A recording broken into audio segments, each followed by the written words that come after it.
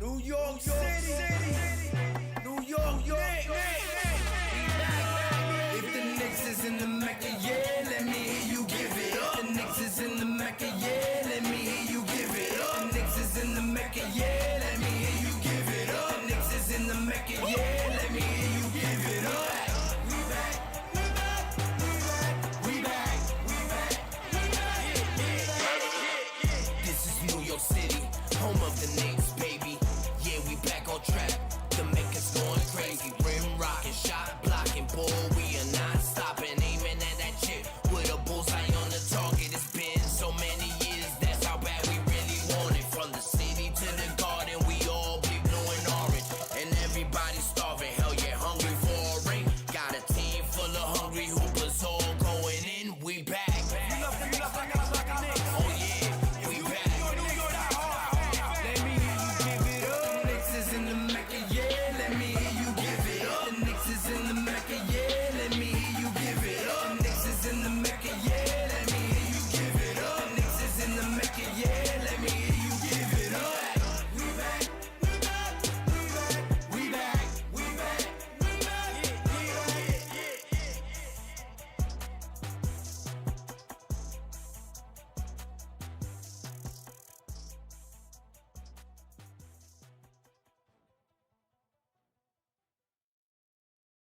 New York City, New York, Knicks.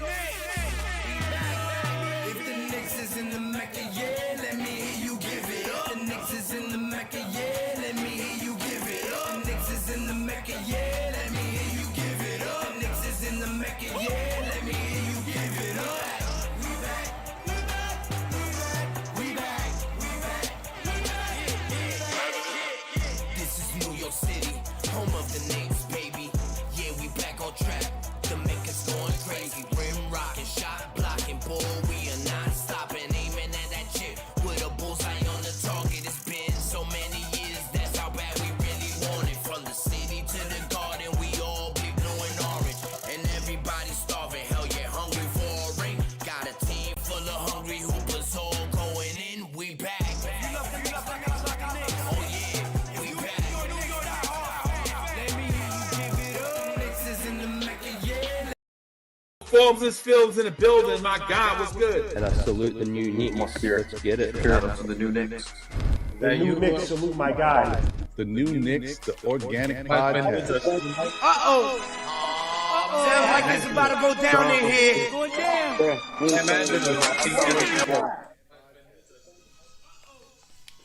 Yeah, I think you got the. Yeah, I gotta fix it. Okay. I was wanted to make sure. I was like, yeah. I left my granddad at your house. What you want? We want the Knicks. We want the Knicks. We want the Knicks. We want the Knicks. Brooklyn, Staten, and the Bronx. Manhattan, Queens, what you want? We want the Knicks. We want the Knicks. This is for the win. We want the Knicks.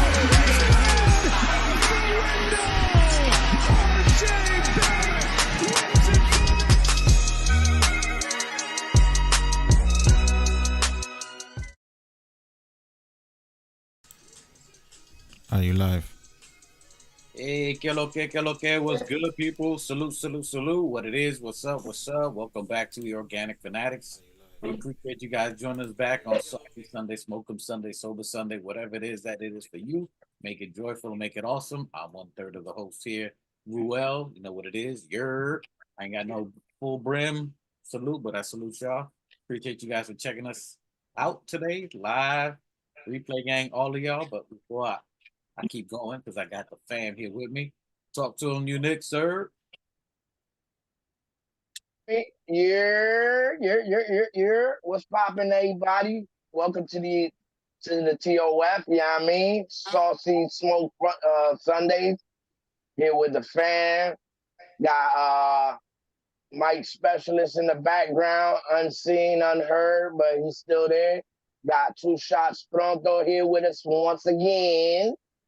And my cousin, the big bro, Machete Miggs. You know what I mean? So welcome home, everybody. Yes, sir. Yes, sir. I'm back again, Machetazo, the big older cousin, big bro. You know what it is. What's going on, little bros? What's going on, everybody? What's going on? Two shots. What's going on, Mikey, the specialist? What's good? What's good? Well, what's good? What's good, new Knicks? Let's talk some Knicks. Back at it, boy, for some Knicks conversation. And back as always, there he is, Mr. Two Shots. Load him up, dump him out. What up? What up? What's up? What's up to the panel? What's up to the chat? Replay gang, you already know. Subscribe, like, hit the comment, put some comments in there, you know what I'm saying? And share with the fam. Let's go. Hey, you heard the man. The man knows what he's talking about. Sometimes. I'm just all fam, y'all love. But you heard what he said, man. Like, subscribe, chat, put them thumbs up. If you came into the chat, give a thumbs up, say what up, or thumbs down, whatever it is, despite the algorithm. Boys is trash. Or they get trash. One or the other. Yeah, one or the other. A salute to M Specialist once again, Mr. Magic Man. We don't see him, we don't talk to him. We see him. Y'all don't see him, but without this guy, we don't get live. You know what I'm saying? Appreciate you guys clicking in. Salute to everybody in the chat. Keep walking. You heard? What up, fam? Salute to the chat. ATL. If you're in the chat, we wait in the chat. We got tell us what you think it is. We back at it in season 2, episode 22. Know what I mean, episode 22. So we out here. We putting in the work. Second season. You know what I'm saying? Putting in this work like our team is doing here, which we're going to talk, or are they putting in work? We'll talk to Two Shots and see what he got to say about that. When we get back, we're going to recalibrate and re-talk about this whole week. We had a couple of games, so forgive us for not being out here on Friday. We had some fan things going on, but we still going to show it up for you. So we're going to recap some of the games that we missed throughout the week. And we're talking about the trade. Is it working? Was it worth it? Were the pieces worth it? Did we miss the pieces? And speaking of those missing pieces, we played those missing pieces in our last game against Toronto.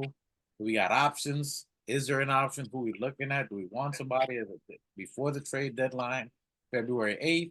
Or is it after the season? Who stays, who goes? A little bit of all that.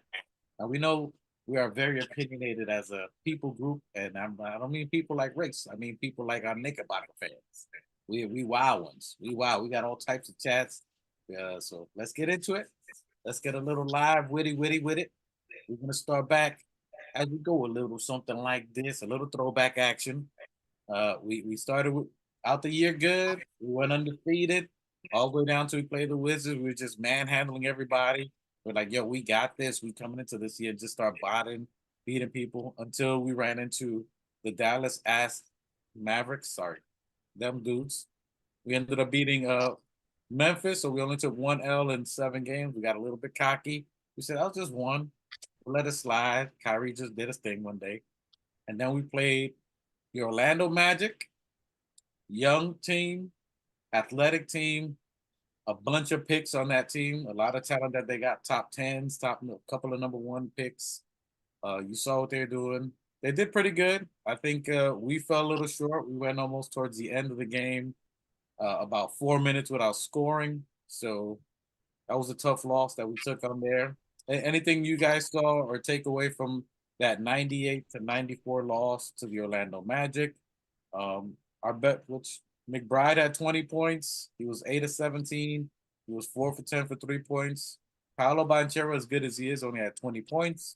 Julius Randle had 5 assists and no turnovers. No turnover, Julius. Talk about it. All right, and then iHeart 12 rebounds. He's been balling, doing his offensive rebounds on there. Any of you guys thoughts on that loss to Orlando? Because I know some of our fans lost their minds. We shouldn't have lost to the Magic. What were some of your thoughts on that game? Two Shots. Anything particular that you had against that Magic that you thought we should have won?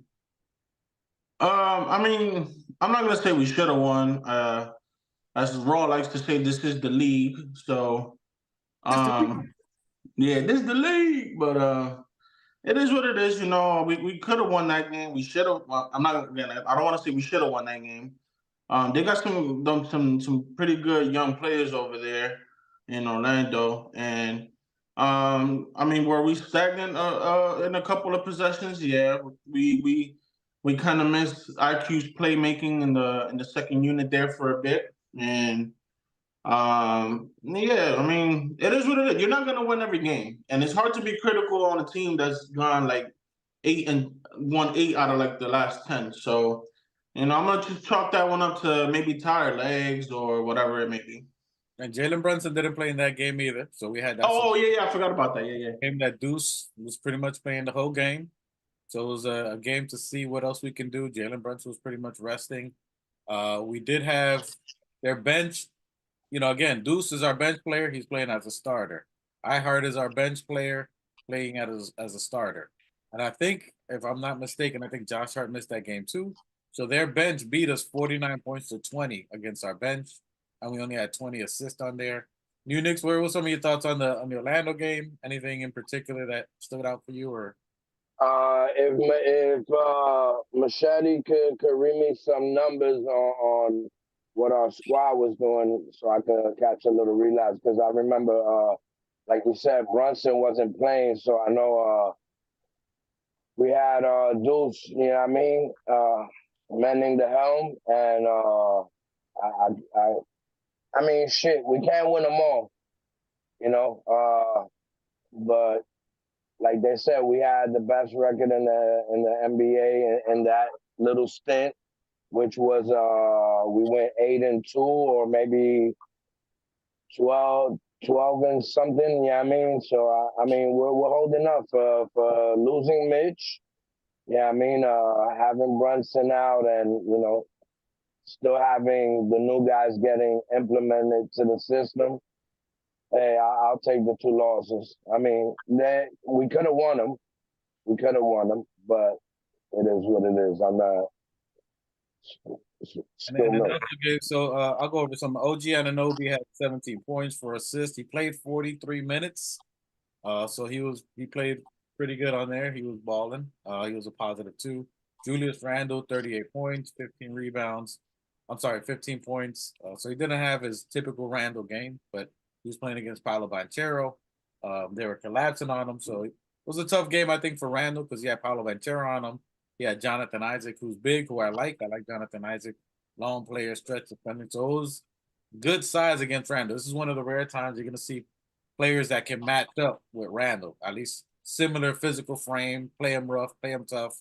I mean, they were playing him pretty rough. They was aggressive on him. They weren't calling fouls, but it was the first time you could see a team that was actually taking it to Randle in that aspect. So they did what they had to do. He still did pretty good.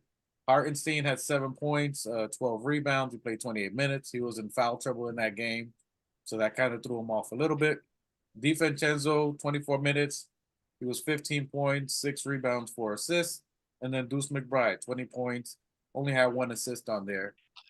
Excuse me, I got to sneeze. Well, God bless.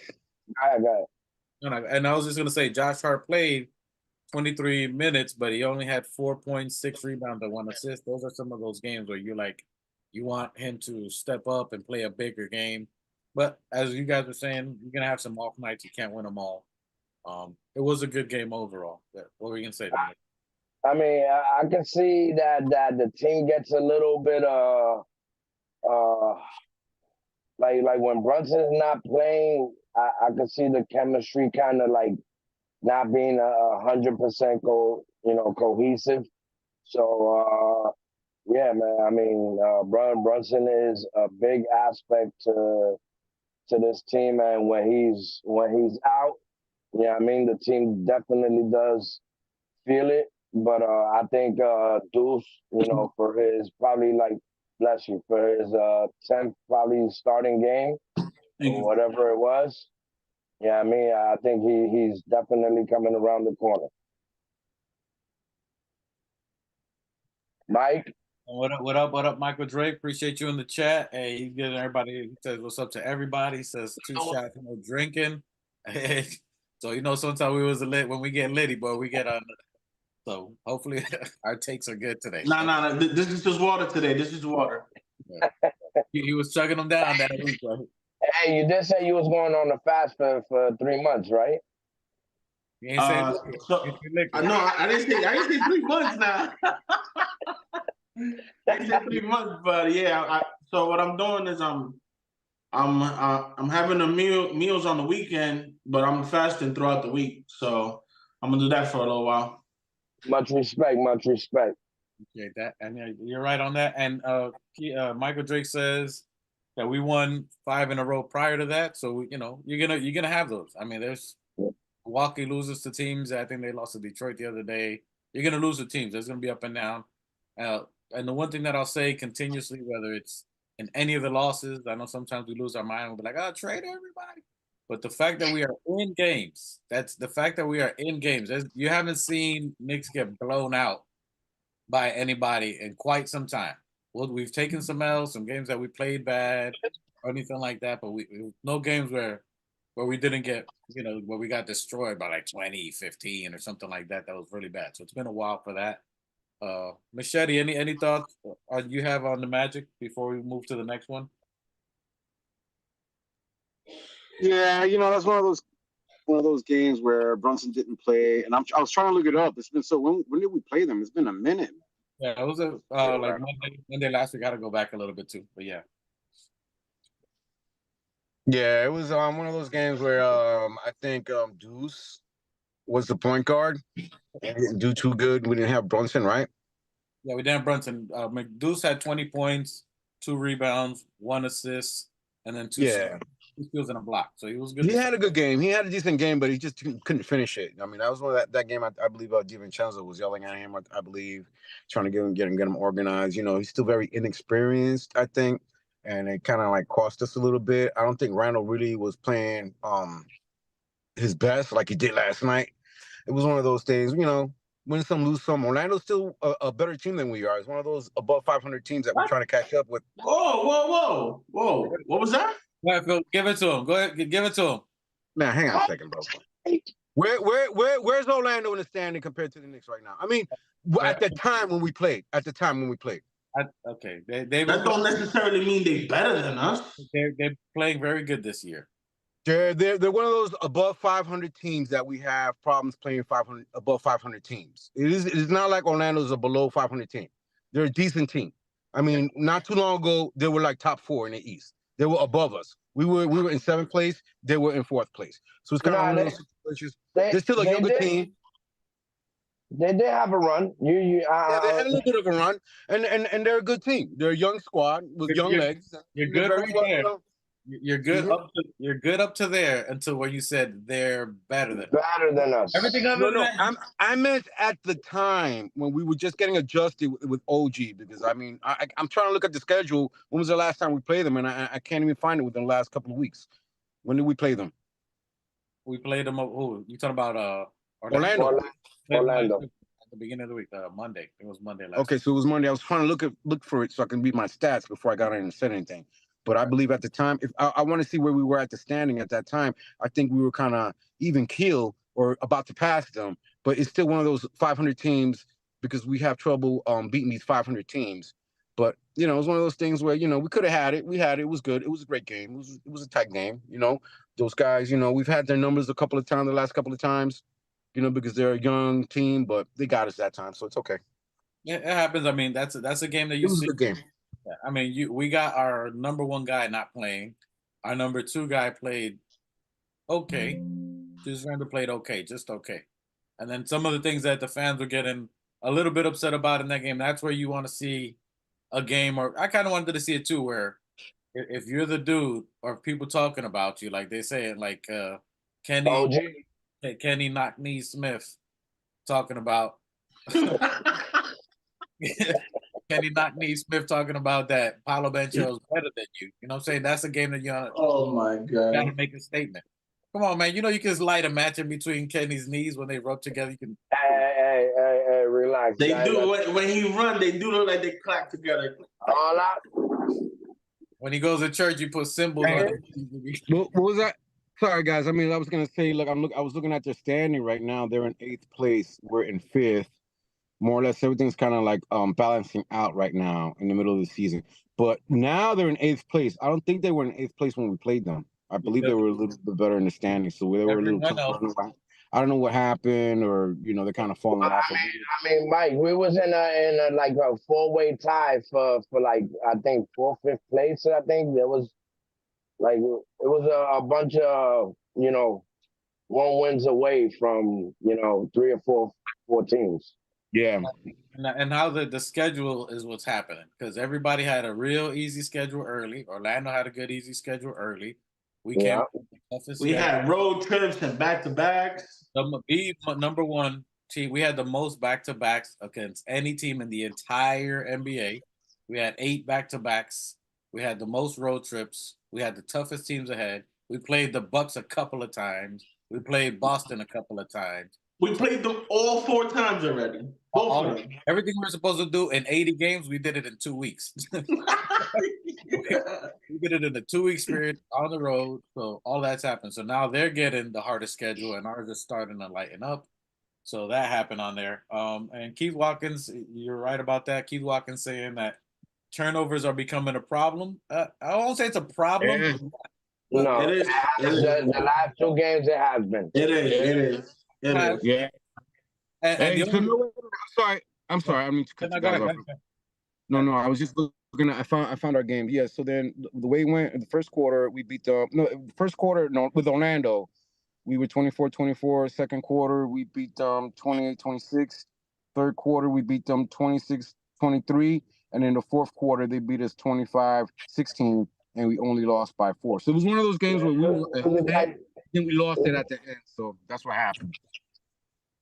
Yep. No, and you guys are right about that. And you guys and you're right, Michael Drake saying that the schedule. Yeah, so we're just talking about the schedule of the strength of the schedule is flipping around. So now it's gonna lighten up for us, where we should start seeing some kind of run. We made the trade, which we'll talk about that almost at the right time and stuff like that. And the turnovers, you guys are right. It is a problem. That's something huge.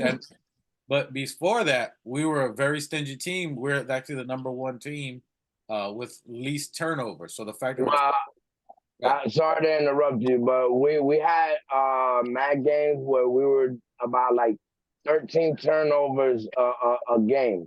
When it came to those games, we had about like 9-10 turnovers the first quarter. Mm-hmm. Quarter. That last game was crazy. Randall almost had a quadruple double with turnovers. Yep. Quadruple. Yeah, facts. He's right. Yeah, We got a quadruple double with fucking it's the turnovers.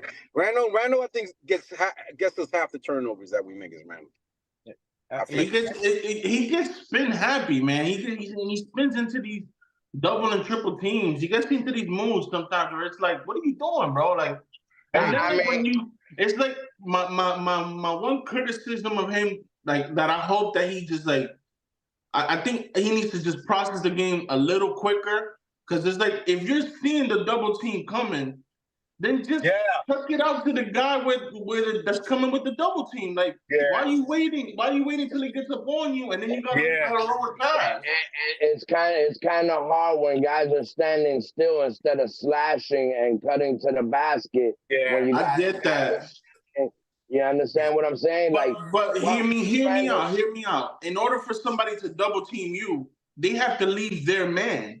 So my thing is, as soon as you see that dude leaving their man, just dish it out to him. He has to be open. His man left him. Yeah, but the reason why that man is leaving the man to go to Randall is because the man is at a standstill, just standing at the 3-point line and waiting for Randall instead of cutting across, running through the back. You know what I mean? Bro, if he's standing there where the person that he was guarding, he leaves that person he was guarding to double team me. Just kick it out to that person. He has to be open, no? But I think he does that in a way for him to get double teamed, to swing it out. I think he's like trying for the double team to throw the kick out. He's making them commit. So what he's trying to see is if they're gonna. It's called show and go. So they could look like they're gonna double team, and by him making his move, are they gonna commit to come to me, or are they just faking? Are they gonna double and run out to the player? For a lot of those spins, I've seen Dante cut across and Randall feed it to him like at this. It has to be a simultaneous explosion. You feel what I'm saying? It has to be simultaneous. So once Randall's going into that spin, if your man is cutting, Randall's finding that. Right? I've seen Randall find it. Deep under the basket, even kicking it out to the three. Yeah, I understand he does get a lot of turnovers with the spin move, but if the rest of the team is playing their position and cutting, he shouldn't have that problem.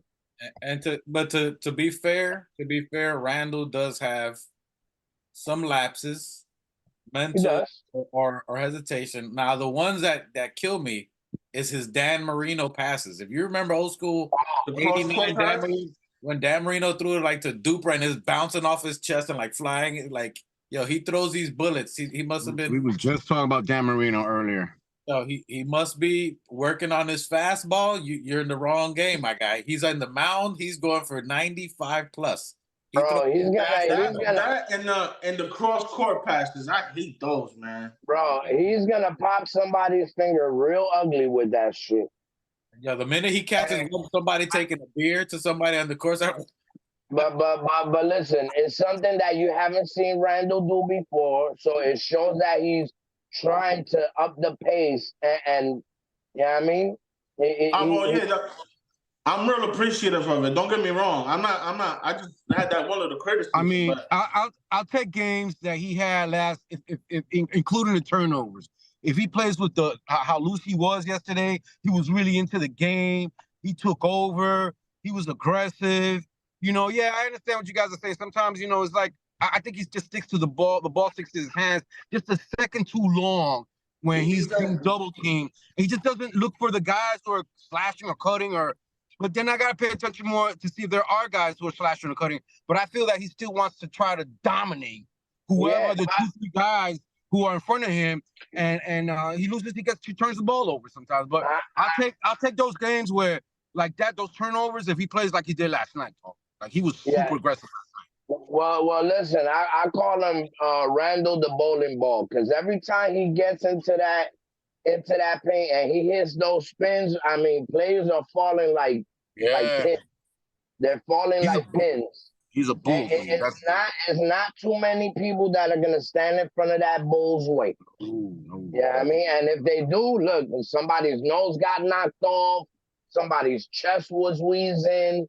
Like, you make the decision.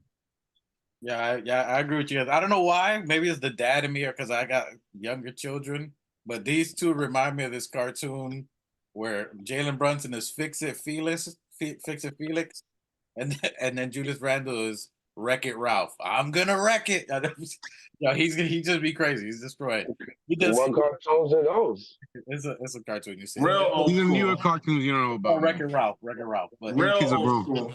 Basically, Julius Randle's Wreck-It Ralph, crazy destroying shit. Nonetheless, and also some of that too is okay. You don't have Brunson there, so you got to figure out a chemistry. Can everybody else step up and do the rotations? You made the new trade, OG Anunoby, and then so everybody. So we're trying to fix this cohesiveness and chemistry on the fly, and then you throw on top of that, you take your best player out the game, so he's out. So how you replace 30 to 40 points, and then you throw Deuce, who's used to getting 3.2 minutes a game, to playing 41. You know what I'm saying? Like, do what he does. What? You want me to do? I can't do, And then to Keith Watkins' point that he was saying, Deuce does defer too much to Julius Randle. And that's almost that's a rookie thing. Yeah, it's a rookie thing, So I ain't getting no touch, and he was only getting 3.2 minutes. So when I'm in there, I got to make sure that he gets the ball. He's the one that's the main guy. My job is just to get steals, defend, whatever. He has to understand his new role now. Now you're taking over the role that IQ had. So now you got to produce points. You got to be aggressive. You got to facilitate and still do that same defense. So it's a bunch of guys that kind of figure it out there. But look, I love Thibs, man, but part of it is also his fault because you got to give Brunson a break every once in a while. He had a couple of days off, which is great. I'm glad he got some rest because he came back dynamite. But even when he is playing in those games, you got to give the guy a little bit of a break. If we're ahead, throw Brunson in, throw Deuce in there for Brunson. Let him get some experience because I think it's just his lack of experience. Like that Orlando game is probably, I'm gonna give it to his lack of experience and kind of like not really having that kind of confidence. And so, Thibs has got to try to incorporate him more. Like if he's gonna be the guy when Brunson sits down and Deuce is gonna be the guy, then he's got to be the guy also when Brunson is playing and you give him a break. You gotta have, and if we're ahead, but you still gotta regardless have confidence in him, so that the kid can develop that kind of ability to know who to pass the ball to and take command. You go there and I'll pass it to you, and the play. This is the play. He's got to be able to do that, but I think he lacks that confidence and experience. I think, and you're right about that. But that's going to come with time, to be honest with you. That's going to take a little time. I mean, he did play. Time, but he's been, almost going on 4 years right now, this kid. No, time playing on the court. I could be, right. He was basically a freaking a fan for 3 years. He was a fan. He sat courtside. He played, but I mean, he's better. You have enough confidence to put him in as Brunson's substitute when Brunson is out, then have the confidence to put him in when Brunson is in and he needs the rest. So in those games, in those moments, he feels like he's part of the team, and he's like, he needs to make learn to make smarter plays when he's on when it's his turn, when the light is on, when the spotlight is on him. I mean, he gave him burn. He got 36 minutes against Orlando. He had 20 points. He didn't have that many assists. Well, he had 2 steals, a block, so he played well. And some of the games is tough. You got Brunson, who's playing all-star, definitely all-NBA caliber, whether he gets selected there or not. I mean, he's balling out of his mind. We got to put him in that superstar status. I agree. I think he's we say we have no stars. We definitely have a star. Jalen Brunson? Yeah. We were talking about that the episode before this, where I don't see, like, as Knicks fans, players, and the organization, like a lot of us got to come to the realization we're gonna get shitted on a lot. Yeah, I mean, it's an uphill climb when it comes dealing to the National Basketball Association and the New York Knicks. We're always gonna get snubbed. We're always gonna be fucking backtalked. You know what I mean? The facts are just the facts. This is the facts of life. We're not a sweetheart team like LA. We're not, you know what I mean? We're not the darlings. You know what I mean? We're basically the black sheep going against a whole shitload of 32 other teams. But let's talk about it, because people were talking about the Knicks got to get a star. They got to get this superstar. What is a super? What qualifies as a superstar player? And someone who can get you buckets when they want. Can Jalen Brunson do that? Yes. Someone who can give you 30 to 40 points a game. Can Jalen Brunson do that? Yes. Someone who's clutch in any quarter, especially the fourth. Is Jalen Brunson doing that? Yes. Can he score against anybody? Centers, Embiid, any other whatever size it is. Can he do that? Yes. Can he facilitate and make plays for his other team and make them better? Yes. There is a superstar. Yeah, you know what it is? But nah, what it is who said it? It's man, what's the motherfucking name of it? It's a favoritism game. Like, yeah, I mean, they're gonna pick the name over whatever. They're gonna get Dame. They're gonna get like come on, even one of our arch enemies that's balling out in Atlanta, Dumbo. Like he's putting up numbers and there's a lot of. I mean, that's what it is. It's a popularity contest. You know what it is? It's a combination of things. I think you're right about the popularity bullshit, but he doesn't have the name and he doesn't have the sexy play style. You know what I mean? He doesn't have that pull up three from half court that Curry does. Bro, there is no guard. He doesn't have that beautiful a touch that a Kyrie Irving does with finishing left, right, and twisting and all this extra shit.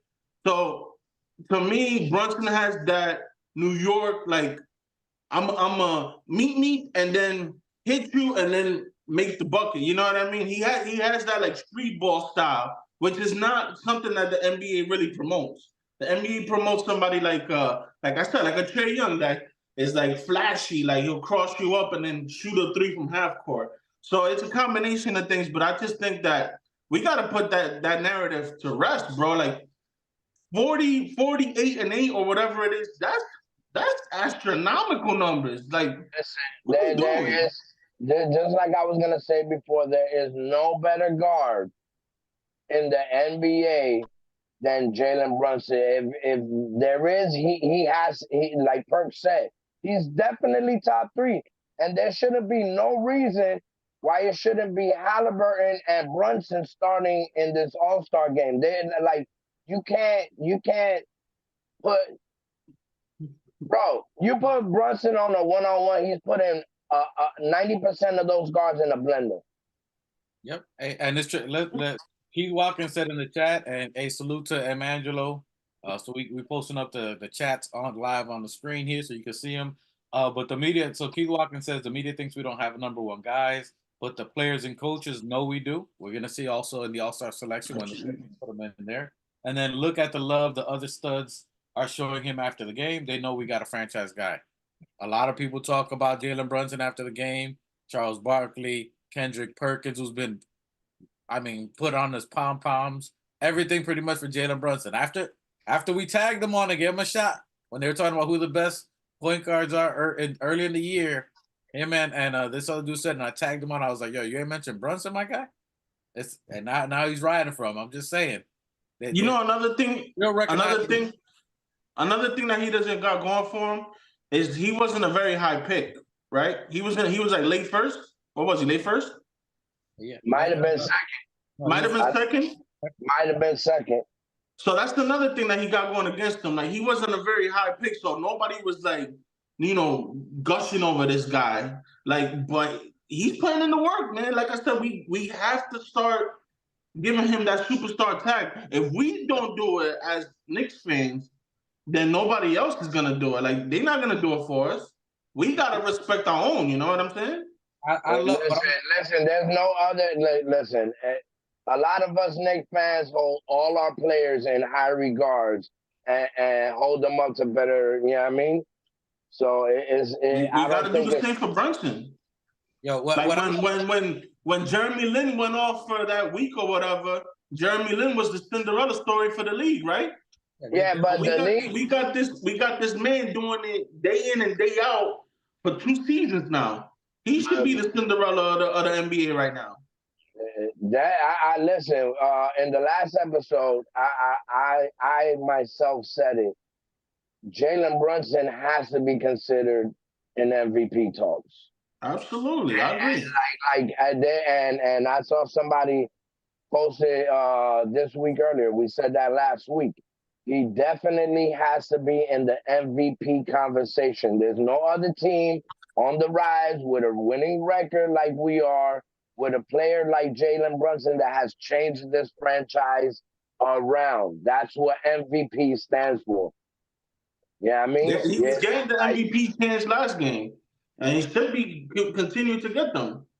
Yep, and salute to the chat again. Michael Drake says, "Why are we looking for ESPN to validate our next players?" And we're not. We're just mentioning that they don't. We know that they don't, but we ourselves know, and that's why we're proving or speaking of the point on what is a superstar. Because some of our players don't. I don't say players. Some of our fan base doesn't know what a superstar is. They still looking from the outside in. They're looking outside for this. They're like, where is he? Watching the ops. Watching the ops. Window break. Looking over yonder and looking for when the dude's right here. Like, yo, we have the superstar. We have the 1A, and then we have the 1B. Julius Randle is 1B, and that's okay. We don't need him to be the number one. We knew we didn't want him being the number one when he was fumbling and bumbling, spinning and not winning. That's 2 shots like that. But together they work all right. We got Fix and Felix, and then we got Wreck-It Ralph. So they're working off each other. And the trade, as we're seeing now, and Keith Watkins was saying as well, that Tibbs were going to be playing the players to the ground. So that's been something people were talking about now. The last couple of games, they've all been close to north of 40 points. I'm sorry, 40 minutes per game, north of 40 minutes per game. And I got an answer for that, but I understand the sentiment of these players playing 40 minutes a game. Josh Hart playing 40. Jalen Brunson playing 44 out of 48 minutes. You got OG Anunoby, who has a history of being injured. You're playing him 40 plus minutes on top of that. I sent you that text, bro. You did, and it's been about maybe 4-5 games or so that it's been happening for the most part. This is why I think it's happening. I don't think it's going to be something that's going to hold on for a while. I don't think Tibbs is doing that on purpose, that he's resorting back to his old ways, that he's just trying to burn players, that he could only trust 7. But in this trade, as we're talking about the trade we made, we got OG, Precious Achiuwa. We have other players that we're trying to implement them into this team, implement them into the system, implement them with we got players that are at an all-star level right now. How do you get them to fit? The only way you get them to fit is to play them together. The only way you're going to get that chemistry is by playing. It doesn't mean it's a forever thing. Again, because Brunson was out a couple of games, so our bench was terrible. Orlando blew us out 40 points from the bench to, I think it was like 9 points. But again, because some of our bench players are playing starter minutes. So that's going to take away some of that, and they're still learning how to play off of each other. And that's what I think is happening. Over time, it's going to start decreasing, as you guys were saying in the chat, as Two Shots was saying, as Machete was saying. We got to trust Deuce to play a little more minutes to reduce Jalen Brunson over the time. He's playing a little bit sore. Julius Randle, we saw he tweaked his ankle a little bit against Orlando. Jalen Brunson looked like he kept grabbing his calf, as a calf strain. And we definitely want to watch out with that, because a calf could lead to an Achilles, God forbid. But to just start easing them up. As the schedule's getting lighter, I think we'll slowly start seeing some of those minutes go down. And as you guys were saying, we do need Deuce to start playing heavier minutes on that. What are some of you guys' thoughts on heavy minutes on the players? Well, I mean, I think Tibbs got a plan. Maybe he was waiting for the All-Star break halfway mark, to implement heavier minutes for the bench. I mean, I'm a trust Tibbs. Like, you know what I mean? He's been driving this car for the last 4 years, and we've gotten to the destinations that we have wanted to get to. And I'm going to just, the same way y'all said trust Deuce, I'm going to trust Tibbs. So, you know what I mean? Yeah, what do you think, Two Shots? Anything that you think about minutes, or you think it's something that Tibbs is just kind of resorting back to his old ways, or do you think that we need what are some of your thoughts on that? I don't like it. You already know where I stand with Tibbs. Double nickel is out, so it's only gonna get even worse. Now you're relying on Achiuwa and a 4th string in Sims. So talk about like trying to relieve minutes and this, that, and the third. I don't see that happening anytime soon, especially now. I don't like it. Y'all already know where I stand with Tibbs, so I'm not gonna beat a dead horse. I missed out on the iHeart News. What happened with iHeart? Is he out for a while, or what was it that So they're calling it a sprained ankle.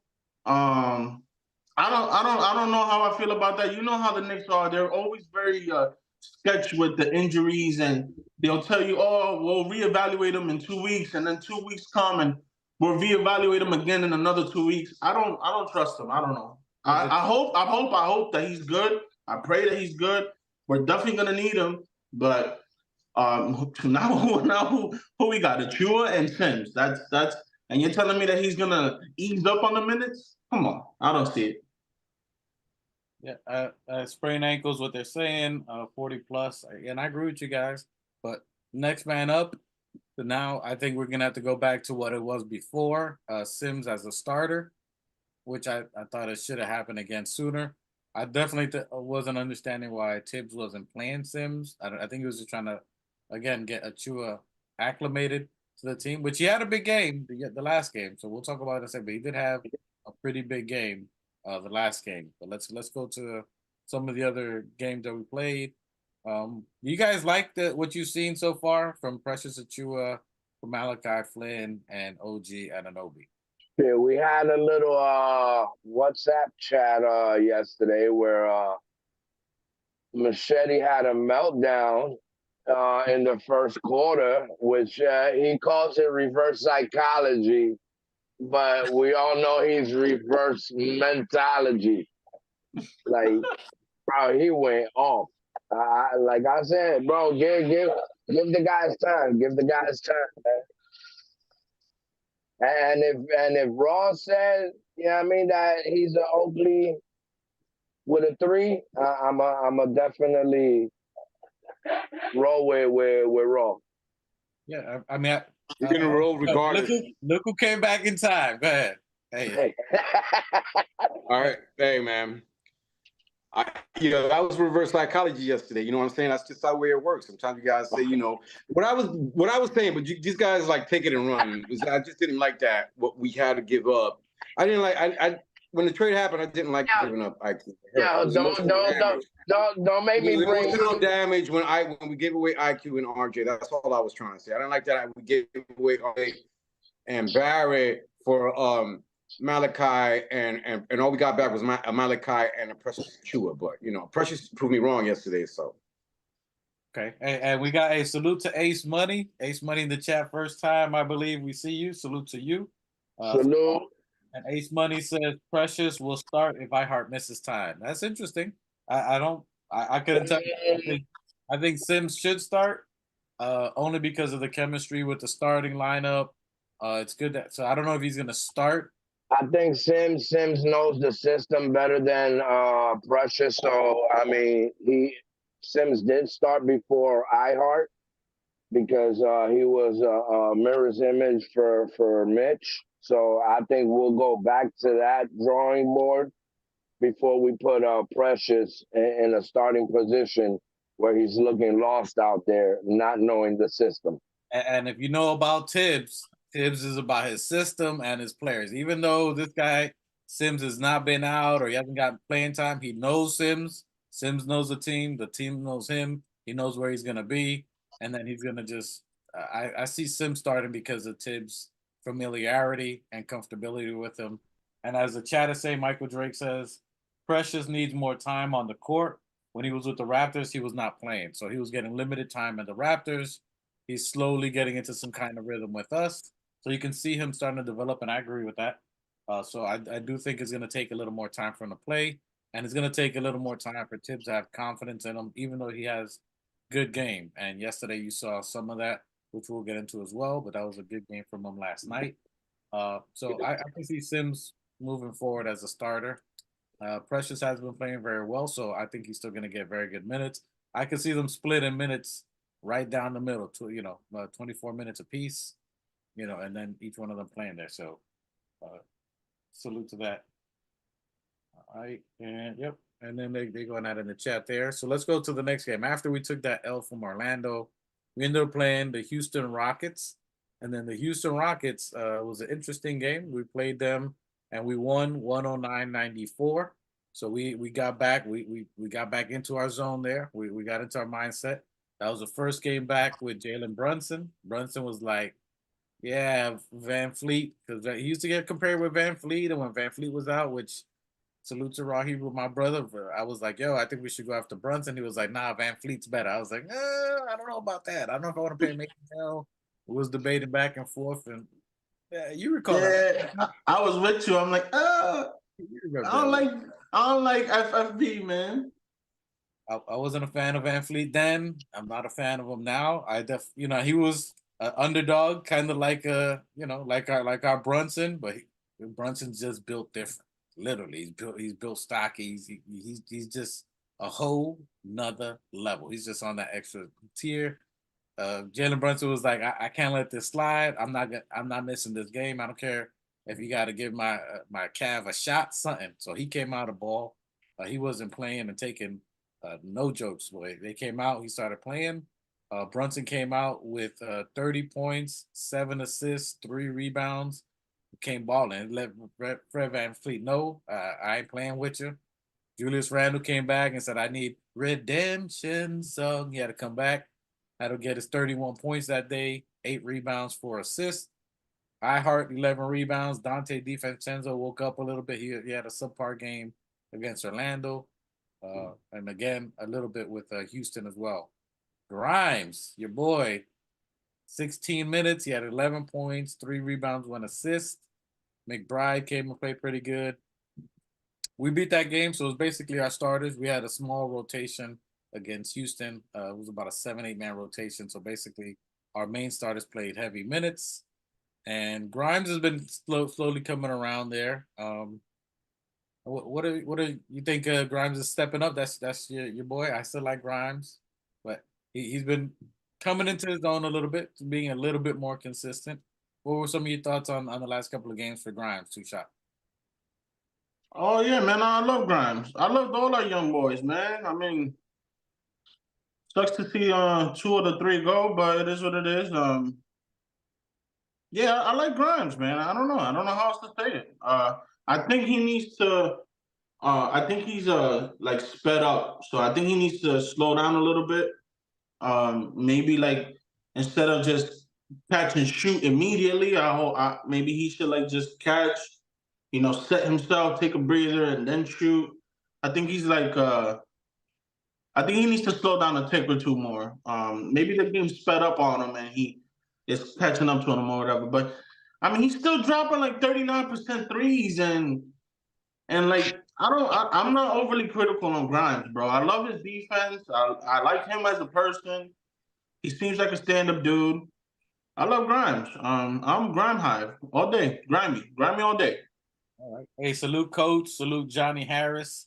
Our great fans out there. Salute to Coach.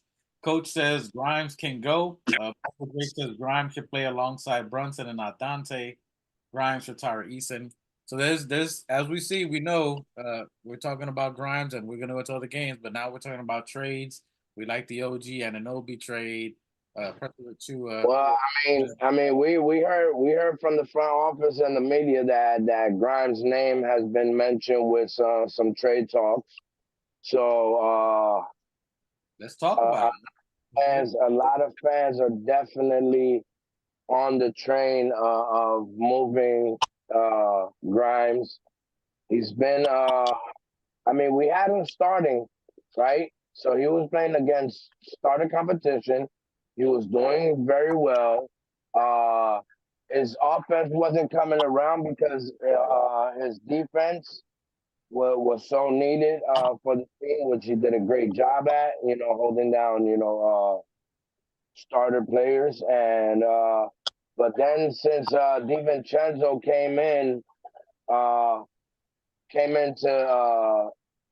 to the Knicks, I think he felt the pressure of his job being given away. But regardless, that has nothing to do with the results of his shooting and the plus minuses and I mean, putting Grimes against the bench, you would think that he'll have a better outcome, but it just looks the same as it did as him as a starter. And when it comes to the young, and we love him, you know what I mean? Like we, us Knicks fans, the loyal diehard Knicks fans, we hold our players up to a standard, that's. I mean, we rather keep them than a star. You know what I mean? So we are loyal in that fact. But when it comes to the truth and the reality, a lot of these I mean, with the addition of Brunson and all these guys, like, yeah, we've been pushed forward in the timeline. And they're just probably a day late and a dollar short with their skill set and who they're going to be. They all have high ceilings. We all love them. We all know they're going to be great players. But at the time and moment where we need to save Jalen Brunson from his reckless self, because Jalen Brunson plays with reckless abandonment.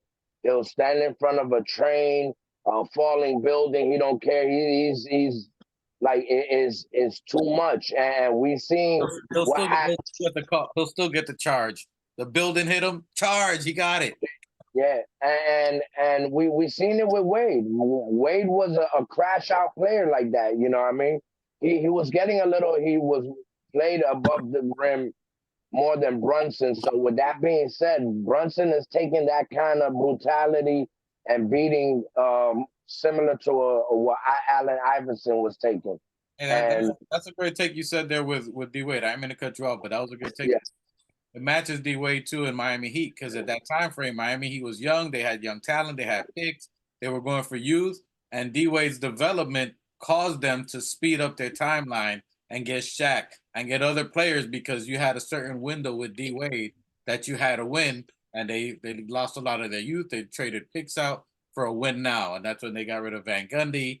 They got Spoelstra in there after Pat Riley and some other stuff, which Johnny Harrison, the chat, could let us know. But that did happen, and I can see the similarity, which that's what you're saying. That's what. Well, I mean, in my comparison to Brunson and Wade, I'm just comparing them in the reckless abandonment, the way Wade would just go in and crash out. Every time you're seeing Wade drive, He sacrificed his body a lot. 90% of the time, Wade is ending up on the floor. And we see that with Brunson. You know what I mean? And with a guard like that, you need to get him help as soon as possible. Which leads to the trade. Can I just add to that? I agree with everything he just said. And in that regard, I want to just say I am grimy Hive all day, every day. But like I said with RJ and like I said with RQ, everybody has a price. Like, we don't have that LeBron James where generational talent and you're not giving it up. Everybody has a price. So you come at me correct, I might just, include Grimy in that trade. And just to match the timeline, like you guys have been mentioning. Well, I mean, if you see the movement of the All-Star front office we got, yeah, I mean, they're very calculated, they're very anal, and they're very meticulous. So with that being said, they know who's available or who's becoming available. They know who's disgruntled, and they know which teams have to get rid of certain players, which they'll be looking into. They'll be looking into comforting Brunson. You know what I mean? So if you see their movement, yeah, we became the Nova Knicks. So, their next move will have to be, if we're getting rid of Grimes, it has to be in a magnitude that's gonna help Brunson out in an astronomical way. So if we're not going after Donovan Mitchell or Mikal Bridges, yeah, I mean, these two players would definitely alleviate about 60% of the pressure that's on Brunson, and that's what we need to do, and that's what this front office is gonna do. I'm with the Donovan. I'm still on the Donovan Mitchell hype, man. I mean, I don't think that we should make any moves. I don't think that we should give up Grimes. I think that if we can get healthier again, and if we have Mitch Rob back and Hartenstein, and we keep Grimes, I say we go with it till the summertime. Mike. What's up, Phil? But we just seen what happened with the subtraction of RJ Barrett and IQ. Yes, it was a big subtraction, but sometimes with less, you get more. Right, but what I'm saying is you want to hold on to that chip. You want to hold on to that chip at least till summertime. I don't see. I mean, first of all, hang on a second. I could be wrong, but we're 3 weeks away. We're still 3 weeks away till the deadline, right? February 18th or whatever, whenever it is. 18th. So we still got almost a month to see what happens, what moves happen. Everybody's been talking about Murray in Atlanta. Everybody's been talking about everybody else, Sexton and all the rest. I say, right now we're winning. We've only lost, what, 1 or 2 games? Yeah. But the topic is... Let me talk a second. Let me get it out. Let me get it out, and then you can make your comment. You like to cut me off. What I'm saying is, I would hold on to my chip. You're going to have Mitch Rob coming back. If Mitch Rob was with us the whole time right now, if he was healthy, we'd be undefeated, bro, with the group we got. Anunoby, and okay, no RJ, no IQ. We're doing good right now. So I say we hold on to the chip till summertime, and then we go out and get a D Mitch or whoever's going to be available in the summertime. Then we play that chip. Okay. And the chip you're talking about holding on to, is it Grimes? Yes. Now when you got teams like Indiana stepping up and getting They already made their move. They made their move already. Yeah, but we cannot. When other teams are elevating and a player is idling at a certain mark, Grimes is not elevating, bro. Yeah, I mean, Grimes has had some good games, but is not the help that DiVincenzo, Brunson right now with the squad we have, including Grimes and OG. Okay, let's not talk about. I don't want to talk about Barrett anymore, and I don't want to talk about IQ anymore. They're the ops. We're talking about Grimes. We're talking about Hang on a second. Grimes. All right, what I'm saying is going forward, I don't want to talk about those guys. They're not on our squad anymore, and we beat that team.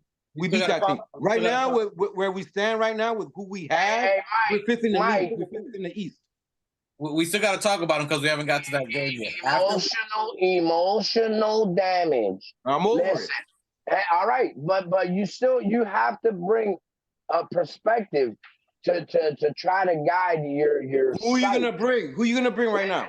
My dude, yeah, you're gonna bring in Bridges, or Donovan Mitchell is gonna help out the team.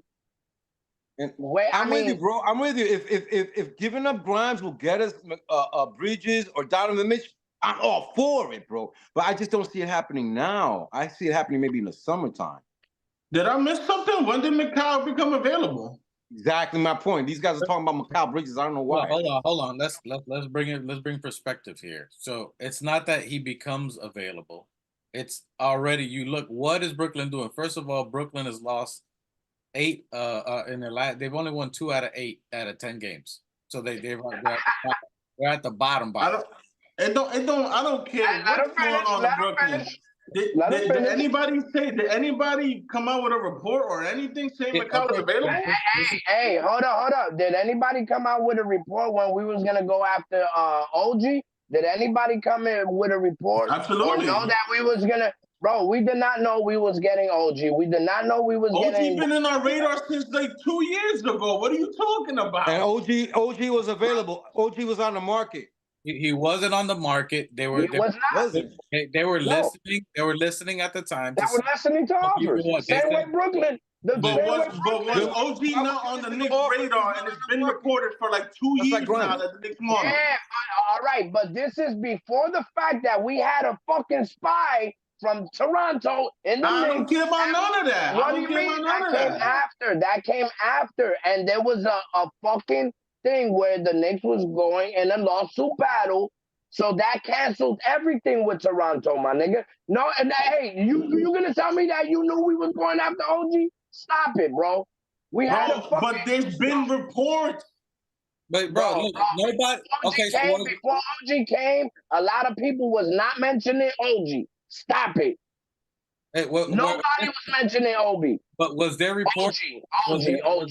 Was there reports about us getting Josh Hart? No. Was there reports about us getting Dante DiVincenzo? No. And even so, it's what the team's doing. What is Brooklyn? Those were not trades though. I mean, well, Josh Hart was, but not DiVincenzo. Okay, I'm saying they didn't show their hand of who they like. And I'm just speaking on speculation, as we all doing, because we're talking about Donovan Mitchell. This is all speculation. Is Donovan Mitchell really on the trade market? Did Cleveland say he's on the market? But he's been linked to the Knicks since the Utah Jazz. All right. So has Bridges not been linked to Brunson since fucking Nova? What are we talking about? Listen, when did the Suns or the Brooklyn Nets ever mention anything about Mikal Bridges, bro?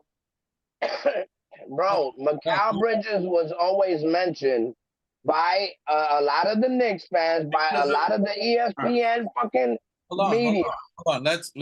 Let's think of, first of all, we're talking about trades, possible trades, and opportunities. And we're talking about Grimes. But okay, we're gonna get back to him. We're gonna get back to him because he's a factor in on whatever move there is, if there's a next move, whether it's this year or next year. You're looking at fit first. In this team, we're looking at fit. Before you look at anything, you have to fit. That's why OG was a great fit. You know why OG was even talked about out there? Because there's very limited small forwards that are 3-and-D. Oh, it's almost impossible. It's like looking for a needle in a haystack. There's very few 3-and-D wings. That's the most coveted position in the entire NBA. If you're 6'8", you can shoot a 3 and defend at an elite level. You are a piece of a gold nugget. So that's why he's been talked about, speculated. That's why a lot of teams want a small forward at that level. That's why he was cherished, coveted, looked at, because that he is a rare commodity. That's why they went for him now and whatever they had to do to get him. That's one thing. The next level, you're looking at who would else fit. Obviously, the two, we had a starting two guard, i.e. Grimes, elite defender, great upside. There's a possibility for great upside. He wasn't hitting his shots. Then he did the ultimate sin in the Knicks organization by speaking out about your coach or just about your time or whatever in public or in media, or let it get out. Obi did it, out of here. Grimes, oh, you need more touches? Everybody has a role. You're not playing your role, back to the bench. And then you put DiVincenzo in there, and DiVincenzo does, people like, he's not going to do any better than Grimes. He's balling like an elite master at this position. Shooting threes, running, slicing, cutting, playmaking, steal. Doing everything we thought Grimes was gonna do at a younger age. And he's doing it now, whether it's experience, whatever it is, he's doing it. And then you would figure Grimes from the bench, he's gonna get more touches, more playing times. He's gonna improve on what we thought he. And he will ball out on second string players. And what's he doing? He's not doing any of that. He's slowly starting to get into it now, but he's not taking over on the thing. That's what. And now, since he did that, they said they're fielding calls to see, because there was a lot of teams that have a lot of interest in an elite guard, two guard, who can guard elite. He's an elite defender. There's no debating that if ands or buts, and he has a high ceiling. And there's other teams who would covet that.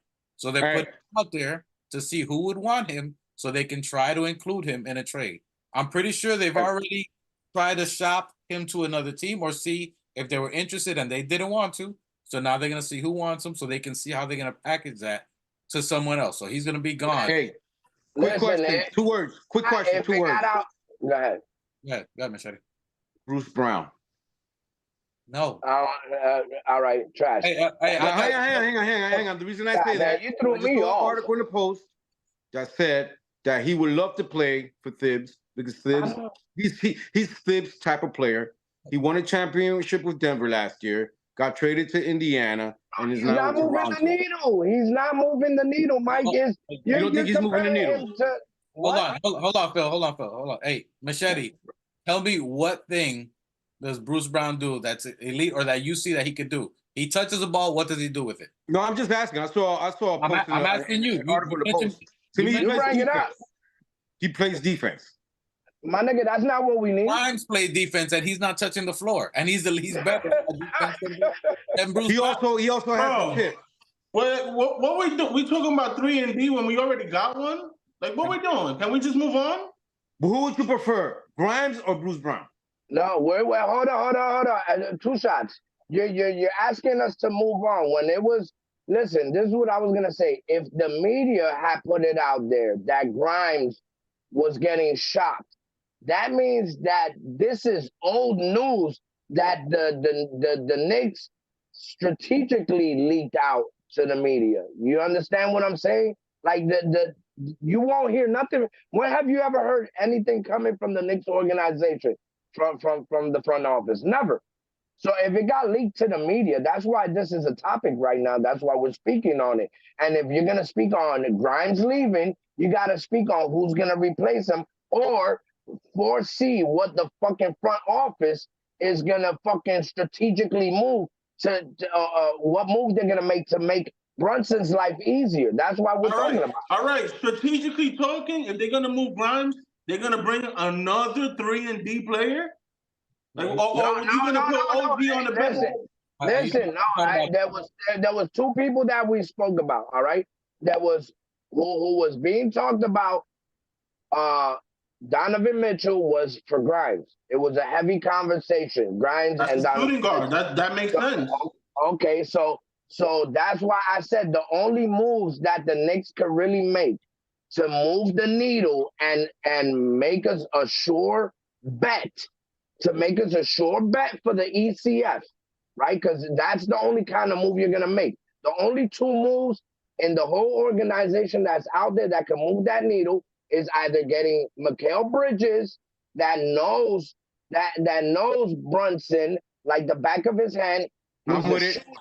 And he plays D, or you get Jalen Brunson, somebody that could play beside him and be a fucking powerhouse as like in Spider. So we just traded. Spider and Jalen Brunson's game is two different games. So that means you get DiVincenzo, and then DiVincenzo goes back to the bench and still becomes a killer. Okay, but you mentioned Mikal, bro. Why is Mikal in the conversation? What we just traded OG for? If you're gonna get Mikal, he plays too. He can play too. He's a and again, the defense win games, and he's a 3-and-D. He's elite at what he does. At 3-and-D and catch and shoot, he's also elite. So in what world does that make sense that you're gonna trade for 2 3-and-D players? Because like, I don't understand this. That's what makes you a winner. Mikal can lock down anybody. OG can lock down anybody. You throw a Mitch back there, there is no team who's going to score on you. And they'll be able to space the floor and be able to score. Mikal Bridges scored 44 in a game. So it's not like he's just a scrub who can't play. He scored 44. He's had a couple of games where he had a couple of games. Yeah. He can Bro, never listen, a lot of the players that we're mentioning have never played with a team like the Knicks. Bro, you got a silverback in Randall that no one can stop. You got a fucking pit bull in Jalen Brunson that is shredding shit. Yo, two shots. If you add those players, like, bro, we're looking for an all-star Knicks squad. Listen, Jalen Brunson is a superstar to our team and our front office. They have him at that caliber. What did Milwaukee do for Giannis to keep him happy? They got the most busterous player, his brother, that doesn't do anything, the glorified cheerleader in his team, just to keep him happy. Give my brother a jersey, put him on the 15th person on the bench, give him a salary, and bring him on with me. He doesn't even see the floor. They don't do shit. A glorified he never seen the floor. He's a glorified cheerleader, but they did that to keep him happy. And you don't think Brunson is like, yo, how do you think Josh Hart and Dante came around? And he knows players that are going to win. They're winners. They won. Mikal Bridges has been a winner. He was great in Phoenix. When he had Chris Paul there, he was a third threat behind Aiden. He was someone that was just catching and shooting. He was the #1 catch and shoot three-point player, highest percentage, and he's always available. He's always going to be. What the front office is always looking for is cohesion, unity, like a family. They're trying to build that chemistry. You feel what I'm saying? Why? Like if come on, bro, you gotta see if the front office is going to Jalen Brunson. I could guarantee that the team in the front office is going to Jalen Brunson and asking him, hey, who do you want us to go after? Who's going to make your life better? They're not just fucking making willy-nilly fucking picks and come on, you got to consider the players that are on your team. Shaq said it plenty of times. He said, yo, go get Horace Grant. They were going to go after Chris Webber, and Shaq said, no, go after Penny Hardaway. You gotta communicate with your players that you're building with. They're the one on the floor. Hey, salute to Keith Watkins. Keith Watkins said my point right there. 2 3-and-D wings, hey, 2 shots. You know, you're saying, what are we doing with 2 3-and-D wings? He said it right there. Clippers have 2 3-and-D wings. Paul George and Kawhi Leonard are 2 3-and-D wings. And they are elite and they're championship-esque. So that's what they would give you. A baby Paul George and a baby Kawhi with Mikal Bridges. And Mikal Bridges is not a small player. He's kind of tall. And if you got him playing at the 2, bro, these are players that could guard 3 and 4 positions. maybe 5. All of these players are defensive mindset first. So that's why we would, and the only reason to answer your question, why it's bringing up is not, we don't need the media to report something for us to say, you know what, ESPN is right, let's go after this person. We're on our own program. The reason you look at Brooklyn, and the reason why you bring it up, is this team is on a losing trajectory. They got all these players, and they were doing what we're doing. They're evaluating their players. Who do you keep? Who do you do? What direction are we going? Literally half their team is nearly 30 years old, half of them. And the other half is 22 years old. So are you building or are you win now? So that's what you're looking at. You're either going to go young or you're going to risk it all with O'Neal, McCall, these guys that are almost 30 years old. So you got to get rid of the old dudes and get what you can for them. And if we can give them picks, players, whatever, even if we do a three-team deal, maybe they want DeJounte Murray. And then we send, Grimes down to Atlanta or whatever the case may be. There's other ways you can look at it, which that's why I think they're shopping Grimes to field out who's out there so they can do a 3-team deal or move things around and go for Bridges. Bridges is a smart fit that he's obviously knows half the team, Nova Knicks. He's elite at what he does. He would fit the bills, and we're ready to rock and roll. Plus, he has a phenomenal contract. He's 2 more years at only $90 million. He's available every game, and we're in win now. His contract lines up perfectly. So when you pay him, you pay OG. It's almost overlapping when you pay Brunson, Grimes. They almost overlap each other for contracts. So contract-wise would work amazing. His contract is almost no money. So I think. What you gotta take into consideration is that a lot of moves that the front office has done, we were all caught by surprise. We don't know what they're thinking and what they're doing. And they're gonna do their homework on every. They're not cutting corners, bro. They're definitely not cutting corners. And what you're looking at now, I listen. I don't really think anything's gonna happen between now and February 8th. I really don't think so. To Machete's point, I said earlier, unless it's something really big, which that OG move, they've been like they had to jump on it because it was either them or somebody else. So OG is one that another team was going to take him. Not to mention he's CAA. Not to mention OG's son. I'm sorry, Leon Rose's son is his agent. So there's inside ties for whatever it is. They're smart to know what they're going to give him.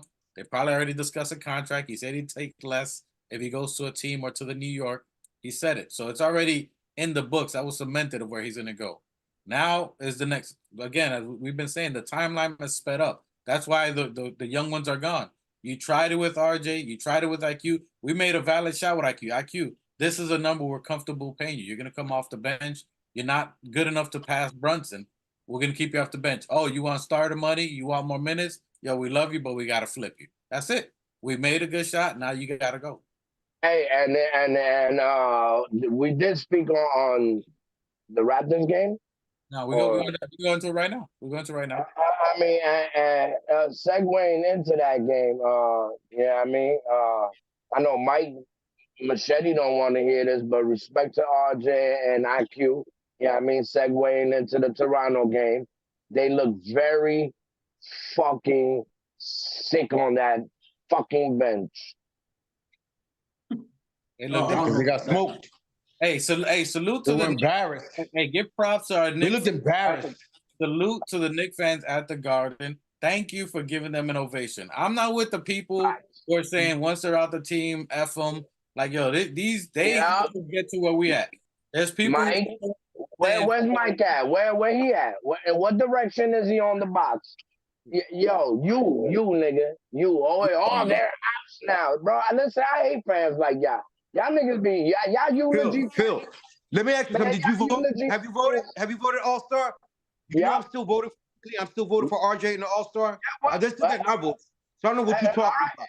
Hey, I'm talking about. I did not want to give them up. I'm talking about your fucking statement. Oh, I don't want to talk about RJ and that they're on the other team. That's Stop talking shit. You were talking shit last night. We got OG. We traded him away for that. Come on, man. My nigga, I said, but my nigga, IQ is still a fucking supporter of this channel. Like, of course. Bro, and he's getting my votes. And bro, we. Hey, IQ, if you listening, if you listening, IQ, we love you. Fuck what he said.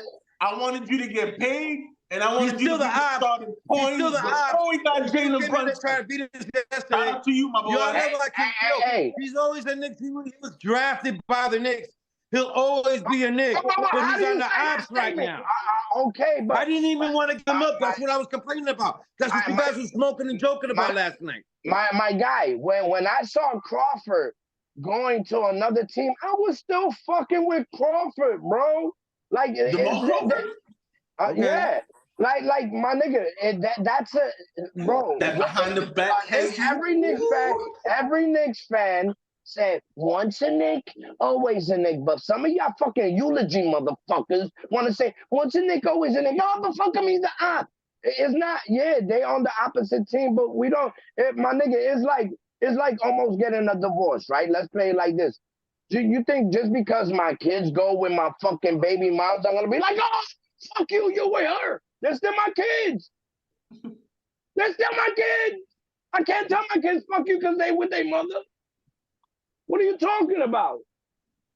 Oh, you're the ops now. You're with your mom. Whatever. Hey, listen. At the Organic Fanatics, we give family therapy, we give counseling, we give coaching, strategic tips. Let you know, hey, if once a Knick, always a Knick. We live by that. Some of us may not. And listen, when you play against us, we're not riding with you. The other 70, 80 games you play, we're gonna hope the best for you. And machete to machete. I root for them when they're playing with the other teams, but when they're playing against us, they're the ops. But I root for Toronto. Yeah, but at the end of the game, I may say it's my second favorite team because they got my two favorite players on it right now. I still am in voting for Barrett, and they still got my vote. IQ still got my vote. They're still getting my vote. They're with the Raptors, but they're still getting my vote, all-star vote. Yeah, we're not saying that.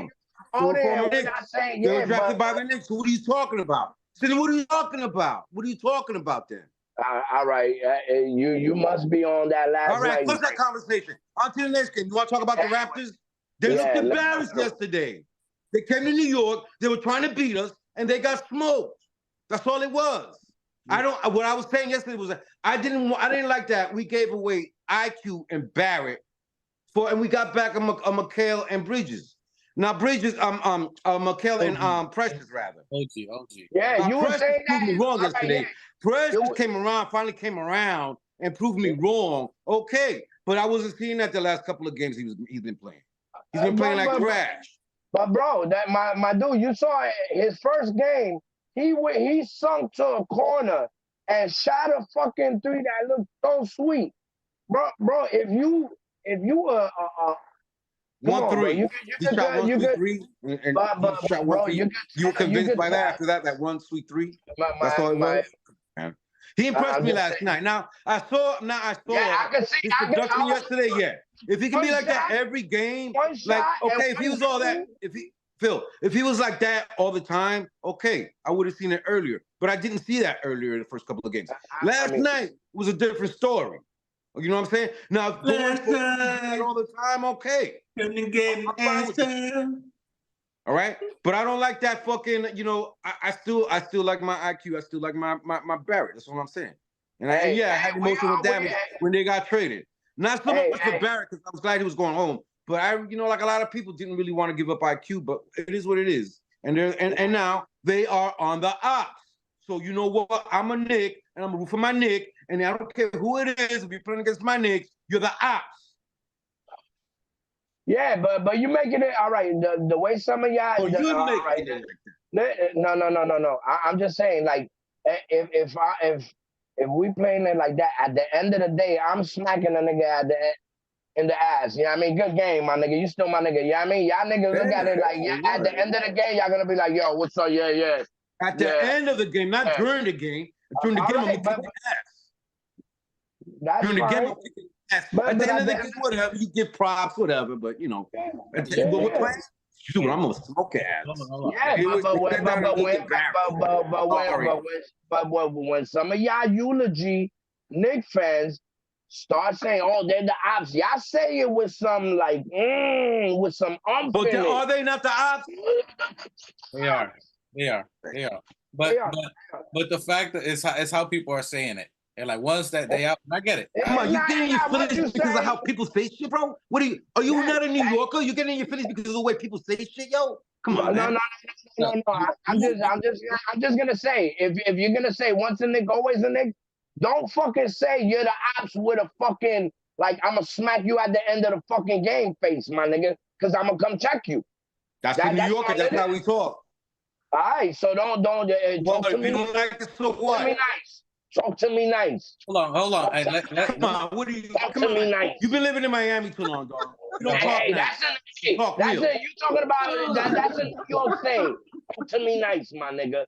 If you're gonna talk my way, Respectfully. You've been in the 305 way. You've been in the 305 for you could tell this nigga's been in 305 for like 35 years already, bro. Come on, fuck man. you talking That's how we about? talk. You're the ops. Hey, it won't be Yo, Sunday, but I'm going left. Yo, you were drafted by the Knicks. RJ Barrett and IQ were drafted by the Knicks. They played for the Knicks for like not even for like 4 years almost. Hey, You're a Knick. Yeah, you're a Knick. Let me give you a fun fact. When RJ and IQ went to Toronto, a big majority of Knicks fans became slightly Toronto fans. Yeah, I agree. Yo, if I had league pass for watching their games, I'm not gonna lie to you. We'll send you the link. I'm not a Toronto fan when they're playing the Knicks, but I'll root for Toronto. I'll root for RJ and I root for IQ. My dude, when you play my Knicks, my dude, if not when you play my Knicks. If there ain't no Knick game on, and I see Toronto on the board, I'm gonna go check my little niggas and see what the work look like. I agree. I'm checking them every day. Hey, but hold on. You said you're gonna root. I love them. I'm not rooting for the other team. I root for the players. I hope you ball out. The players. I'm not saying, let's go Toronto. Nah. I'm not rooting for the team. I'm rooting for my ex-Knicks. I want Toronto to lose every game, but I want RJ to get 70 and then RJ and IQ to get 60 and 28 assists. Like I want them to ball out. Same thing. Obi 90 points and Indiana loses because they still got to go through us. So I need them at the bottom, but our players to ball out. I love and support y'all. I hope you get all your bag. Obi, I hope you score 90. But do I put it better? You're right. I support the player, but not the team. I might get league pass next year just to watch my young boys. Hey, I got 39 links for you to watch on every free game fight, HBO, pay-per-view. Mándamelo. Oye. Put it. But send it through WhatsApp. You know, the encrypted joint. Not have any of these things that he is saying. We are just don't have any of those. We do. Hey, through the encrypted joint. Allegedly.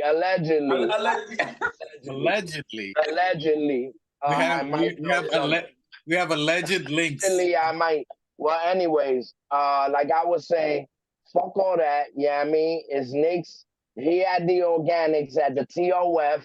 Yeah, I mean, we rock that front of the jersey.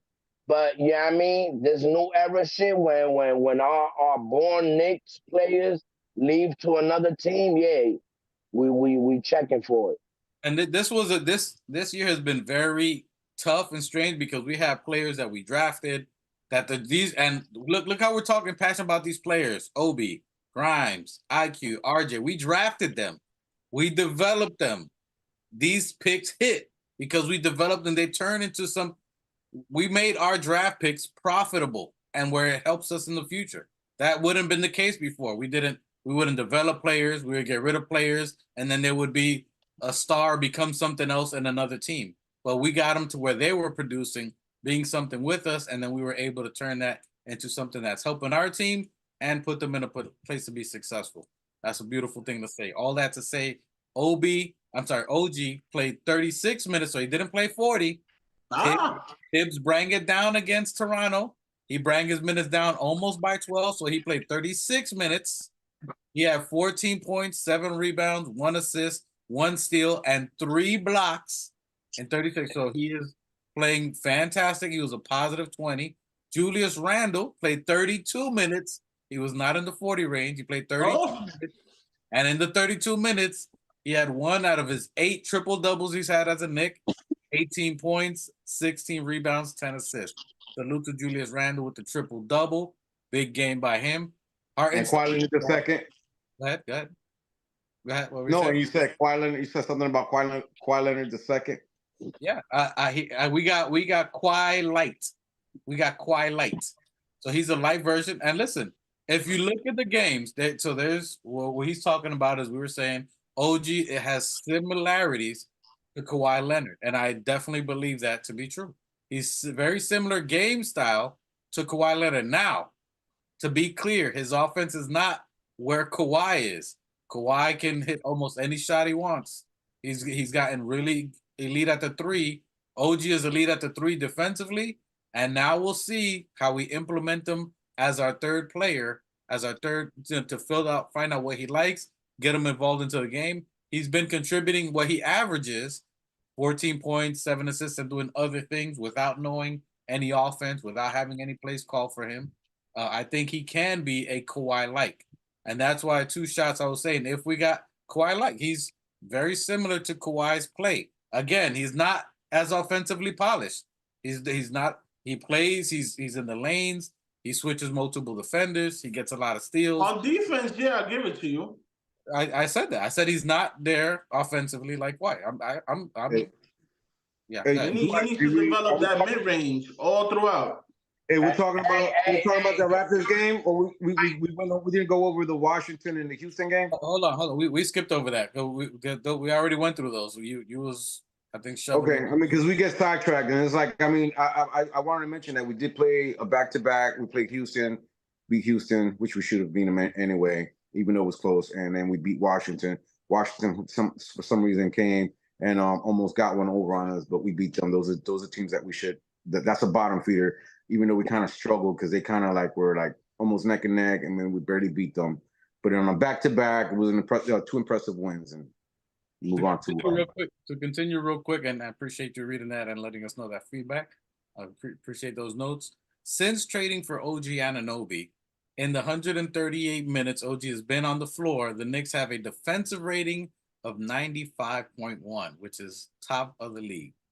Defensive rating, right? Net rating, 29.6, top rankings on there for him. He's also played 102 minutes with the bench. The Knicks have a defensive rating of 127.4 when he plays with the bench, and a net rating of 11.8. So that means he's impacting we're playing him similar to how we did with RJ. If we remember with RJ played with the starters, the bench would go down, and then RJ would play some with the bench. When doing that, he's killing the game, basically. What were we gonna say? Are we top 10 on offense and defense since the trade? I know we were offensively, and I think with the defensive rating, I think we're up there. If in the chat you guys know where we are in the top, where we place on offense and defense, Coach Keith or Michael Drake, if you guys look real quick, or actually Emangelo, if you can let us know where we stand offensively and defensively. We got to be in the top 10. So both, because we improved. We were letting teams score 112 per game, and every game minus the Houston game, I think it was minus the Houston game. It's like 104 or less. Yeah, every game. Even last night we kept them under 100. Not even 104, under 100. Crazy. The only game that went that far was the Houston game, which was 124. Prior to that, every other team we held under 100 points. Yeah. That's been crazy. Before we're letting everybody score 112, the minute we got OG, no one scored over 100 points. Minus, I think it was there was one team that scored like 106 or something like that. The last game we had, they scored 100. But I'm looking at the stats right now. Offensive rating, the Knicks are 9th. Defensive rating, the Knicks are 7th right now. Woo! Offensive rating, the Knicks are 9th with 117. And defensive rating, we are 7th, 112 with 112.5. Wait, so that's counting the whole year. Yeah, according to the NBA TV, and then net rating, Knicks are 7th with a 4.8. Assist ratio, Assist a turnover. We're not in that list. We're not in the top 10. Effective field goal percentages. We are not in the top 10. Offensive rebounding percentages. Knicks are second. Offensive rebound. Knicks are second. Offensive rebounding percentages with 33.5. Whoa, defensive rebounding percentages. Knicks are number one. Yeah. 73. That boy Hartenstein, boy, double nickel. I think we're the number one. I think we're the number one team in rebounding. Knicks are. Yes, and then rebounding percentages overall, Knicks are number one. 53. Yeah. And then what else? What are the stats they got? They got pace percentage. We're not top 10. Turnover percentages. We are ninth in turnovers with 14. So we're ninth behind Charlotte. So we're ninth in turnovers. See, a lot of the comments that we're getting and a lot of the issues and topics that we're talking about is really about like individual players. Like we're not really like see, when we're getting into arguments with Money Mel and yeah, it's like about we're not looking at a Knicks as a whole. Like that's why every piece plays its part in the puzzle. You feel everybody plays their role. They're like, oh, why isn't OG scoring 37 like RJ Barrett did, or 27 or bro, everybody's playing, they're flawlessly playing what they do to the best of their abilities. I mean, come on, bro. Like it's almost like looking at like when you was looking at the Warriors when they went on their 3-win, 4-win, whatever it was, 72 team.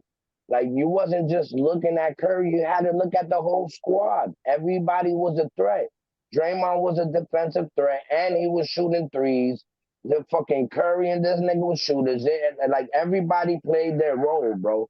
Like we keep being in this new era where these young kids just keep looking at the back of the jersey, the back of the jersey, the back of the jersey, and it's only the back of the jersey. Nah, it's about the front of the motherfucking jersey, bro. It's about a team sport. You know what I mean? Everybody, one player might not score 2 points. There's times you've seen Wonder Bread scoring 3-4 points, but there's a lot of stats and shit that you're not seeing that's on these charts. You know what I mean? It can be the energy that one person brings that sparks up the energy in the whole fucking squad. And speaking of, as you're saying, everybody playing their role, OG playing a role, someone who I think Machete was talking about that impressed him, that had him buying back, that we spoke about, that Ross spoke about, Precious Achiuwa. Precious Achiuwa yesterday, even though it was against his team, maybe he knows about it, but he felt confident. He was doing other things. He was slashing. He was finding. He only played 24 minutes and had 18 points and 11 rebounds. So, and 1 block. So to tell you that he was playing a phenomenal, or you can see his opportunities in small minutes, small spurts, he got a double-double. So, hey, what? Hey, can I say real quick? Hold up real quick. A stat that Melvin hates. What was his plus minus? Positive 13. Go ahead, 2 shots. Hey, can I say real quick? Breaking news. I'm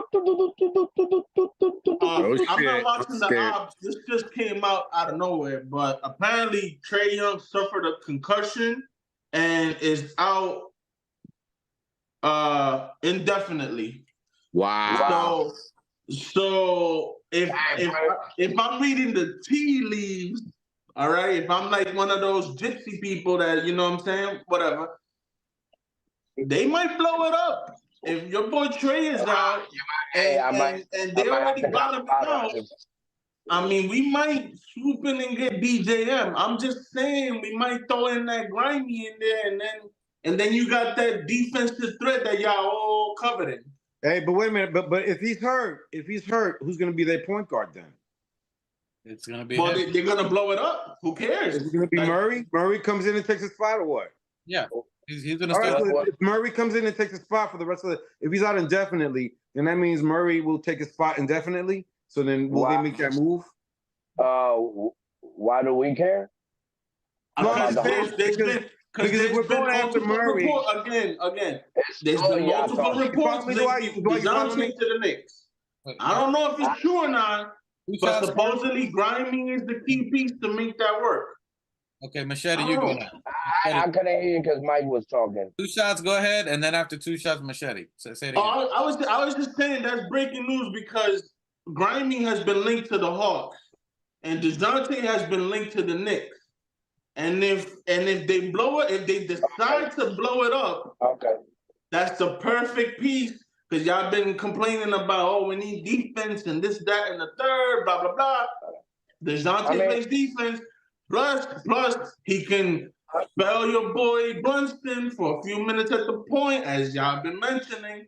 I don't know. You already know where I stand. I want Donovan Mitchell. All right. What I was saying, what I was saying is that if Murray is his backup, right? Is Trey's backup? No. He plays the two. He plays the two alongside Trey. Yeah, but he would essentially be the starter right now, basically. Right. That's what I'm saying. So then that would if he's gonna be if Trey Young, I mean I don't care about Atlanta, but if Trey Young is gonna be out indefinitely, that would mean then that Murray would take his place indefinitely. Will they make that move in the offseason now before the February deadline? If he's going to be out indefinitely, will they still make that move to want to move him if they don't have a point guard? That's what I'm saying. I think they would because I agree with 2 shots because 2 shots was saying that they would just blow it up right now and not even not even wait for the summer. Well, exactly. They're already bottoming out, so why not? Just speed up the process. You already got a couple picks. That'll boost up your pick in the draft, and you might get Grimy and more picks. So, you know what I'm saying? But what you don't want to do is live with regrets, right? That's the saying. You don't want to live with regrets. So what you don't want to happen is that Murray becomes available, and then we go after him, and then we find out that fucking Bridges wanted to come here, which is what Brunson really wants. You jumped the gun. You jumped the gun and then miss out on the opportunity to get Bridges later on. Facts. I don't, man. Y'all could talk to y'all blue in the face about Mikal. I don't see that happening. I'm sorry. No. As Raw would say, stop playing 2K. Come over to the real world. No. We're not playing 2K. We're playing Nova. The same thing that the office is playing. The front office is playing Nova. We're playing Villanova. They playing the Nova boys. Listen, let me address. If you look at chemistry, that's what the front office wants to play. Chemistry. And what do you do? What? All right, you go to Jalen Brunson. Hey, Brunson, check this out. I got Mikal Bridges, your boy, or I got Murphy. But do you really have him? No. Hey, at the end of the day, it doesn't matter. You're gonna wait it out. Stand pat. Either we get Murray right now, or we wait to the summertime and we get Bridges. What do you think Brunson is gonna say? Hey, we're gonna rock out this year, and we going after my dog. Okay. You gotta consider what Brunson would want, what Tibbs would want. You have to come. You got it. I can't. All right. Hey, give me the price of Murray and give me the price of Bridges. Listen, listen. To address this here, as you're saying, if they're basically the same price. If that's the case, and if I'm Atlanta, you want to move him anyway. I would want to move him because if they even own their pick, if they own this pick, I don't know. Is anybody in the chat, Emangelo or Machete? If you can let me know. Does Atlanta own their 2024-25 pick? If they do, you blow it. And it definitely doesn't mean he's going to miss the whole season. It definitely means he's going to be out a couple of weeks. He's going to get reevaluated because they don't let players with concussion, just like in football. They want to make sure that they're able to play, and then he's going to ramp himself up to play. He can miss 10 games because they said that about Draymond Green. Draymond Green's baller right now. And they said the same thing about Mitch Rob. Mitch Rob actually has surgery though. The injuries he has, the concussion, Draymond But Green. yeah, but he's still in the possibility of the realms. That's why the league didn't allow us to get that little $7-8 million thing Because they're fucking hating on the Knicks. Yeah, of course. Nobody's not saying that. Bullshit. That's gonna be number one. But that's why the league denied us that $7-8 million injury for Mitch, because they said he might come back at the end of the by the playoffs. Hey, Talk to me, 2 shots. Salute, coach, for saying ATL does not have their 25 pick. So that means for them to go all in right now, they would be given whoever owns their pick now would have a super high pick. I don't think they're going to help out another team in that aspect if they don't own it. So they would hold out unless there's a team that's going to give them multiple picks, because this guy's contract is good. DeJounte Murray's contract is good, but again, we said it started earlier. It's based off fit, and I liked him. We spoke about him. I like him as a possibility to run alongside Brunson, someone who will lighten the load, but he is not a superstar. He's not it. He doesn't have that it. He's very, very good. He's good. He's very, very good. But do you move that and the chemistry? He just doesn't fit chemistry-wise, attitude-wise. He was trolling the Knicks 2 times already. I don't see them. I think they already shot. Did he say he wanted? You talking about DeJounte Murray? Didn't he say he wanted to play for New York? He did say that. When did he say that? He said So he was traded to the Hawks. All right, when did he troll us twice though? He was when he said that he was wearing a Knicks jersey. We're like, yo, the Knicks were interested in trading for him, and we're trying to get him. And then he started trolling us. He had a little blue sweater on, like he was coming to us all along, knowing. Oh, you mean trolling like he wanted to come? Okay, I thought you. Yeah, he was acting like he was gonna come more because Knicks was like, yo, we should get DeJounte. We were for movie. Yeah, I think this was before Brunson. So like, yo, we should go get DeJounte Murray. We're gonna try to go after him. And Knicks fans were like, yo, we should go get him. And it was like a big buzz.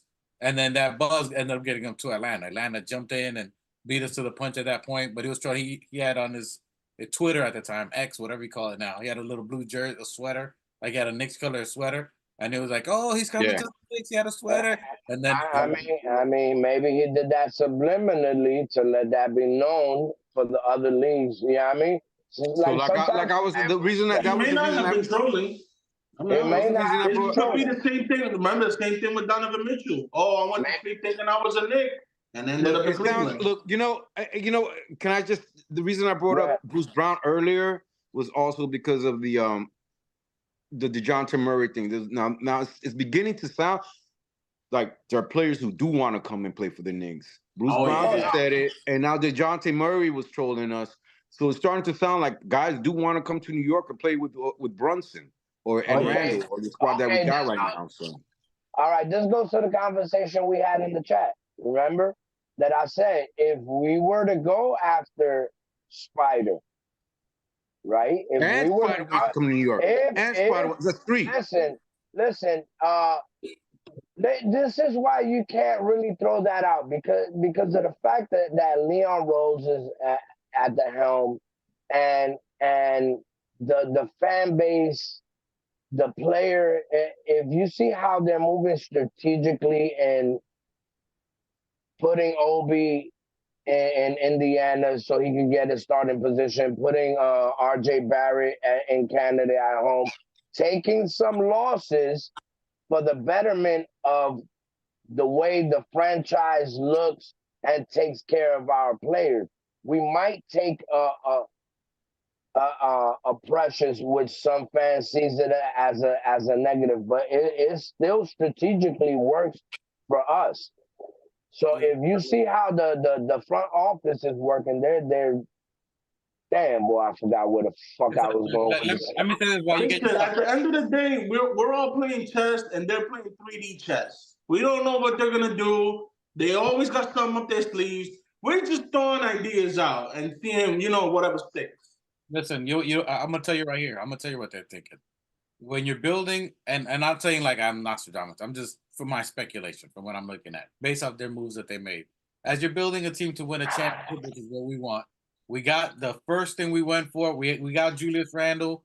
Ideally, that wasn't ours. And then when Leon Rose came, he's outplaying his contract. He's outplaying everything he's doing. He's playing at Jokic, Embiid level for half the money. So that's why they're not getting rid of him, because he's extremely valuable for what he's playing. So Randall's like, even though we didn't pick him, even though we didn't draft him, even though we didn't sign this kid, he's balling out his mind. Tibbs loves this guy. We're gonna keep him.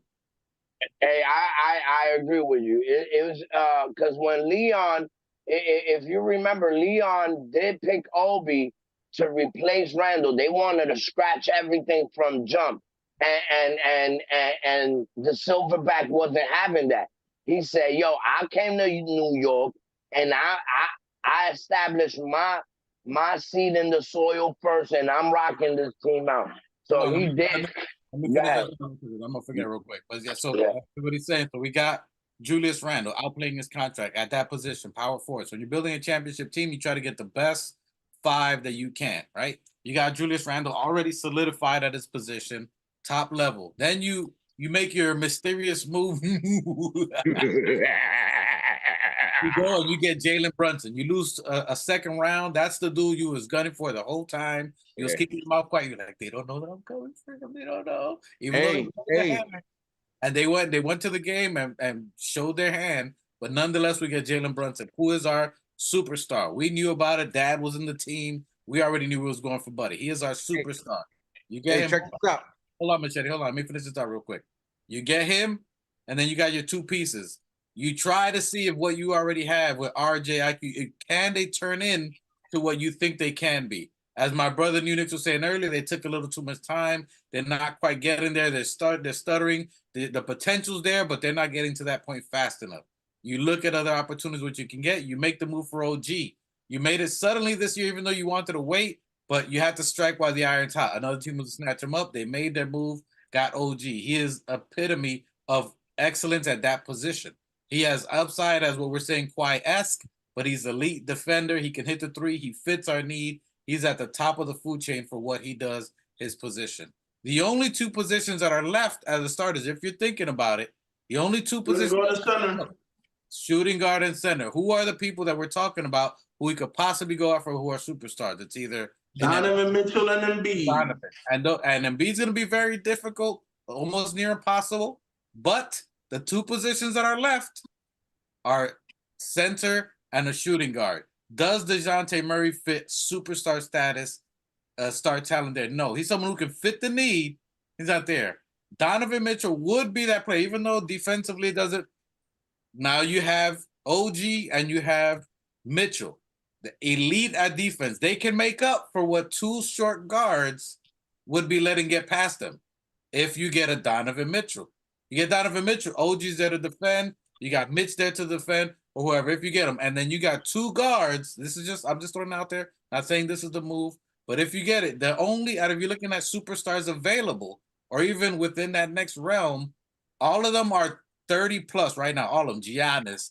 Joker's the only one. Joker is never going anywhere. He's going to retire. He's going to die in Denver. Jokic, forget about that name. Bury it. Just put a statue now. Jokic's going to be there forever. The only ones that could be available is in our timeline too. That's to be timeline, right? Is Mitchell, Donovan Mitchell, where that's the 2. And if you can get Brunson that can give you 40 a night, and then you got the other threat that can give you 71 in a game, and then you got the Silverback. That's where I'm thinking they're looking at. And then you got and that's where in the last episode I said, if you bring Donovan Mitchell in, it's a alley-oop for Embiid to say, yo, fuck it. I'm the dynasty piece away from bringing the Knicks 3 chips. Continuous. Oh, my God. So when you got the all-star Knicks here, and we be the first team since Shaq and Kobe to bring a dynasty to the NBA, then the fucking league will be shitting on. But let's work on the first one. Don't call us a dynasty yet, man. We haven't. We haven't even won one fucking championship. All I'm saying, I just want to let it be known that we said it here first. There will be an all-star Knicks squad, and it's coming faster than you think. I agree with Phil. We are on all-star Knicks squad. We got Brunson. We got motherfucking Randall, who should, by the way, did not get the votes from you guys because he's not even in the top 10. He's out of the lineup as according to fans. We did not vote for our guy Randall in there. Given okay, he had his ankle injury first in the beginning, of the season, but we didn't get our man in there, so he doesn't qualify. And he's also top 3 of the guys of Giannis and Embiid. He has a better shooting percentage than they do right now. So too bad we didn't get our man in there. But I just read something on StatMuse. The question in StatMuse was who has the highest plus minus in by the way, Mel, who has the highest plus minus in the fourth quarter of the season? Check this out. The question was who has the highest plus minus in the fourth quarter? Guess who was number 1? OG. OG? No, number 1 with 117, Jalen Brunson. Jalen Brunson. Check this out. Wait, I'm not done. Jalen Brunson was number 1. 7 was Isaiah Hartenstein. 8 was Josh Hart. Hold on.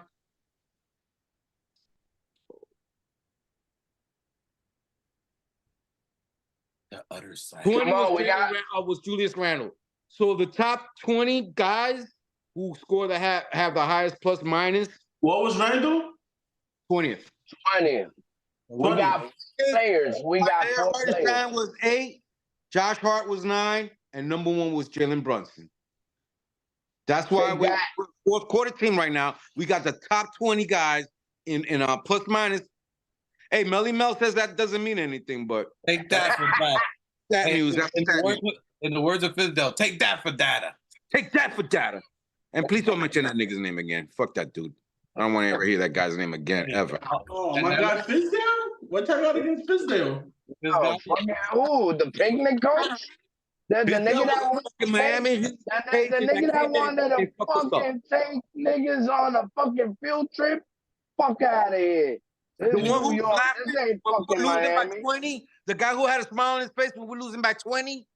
Come on. With a 17-win record? Fuck out of here. Fuck out of here with that Fizdale guy, man. Don't ever mention that name again, man.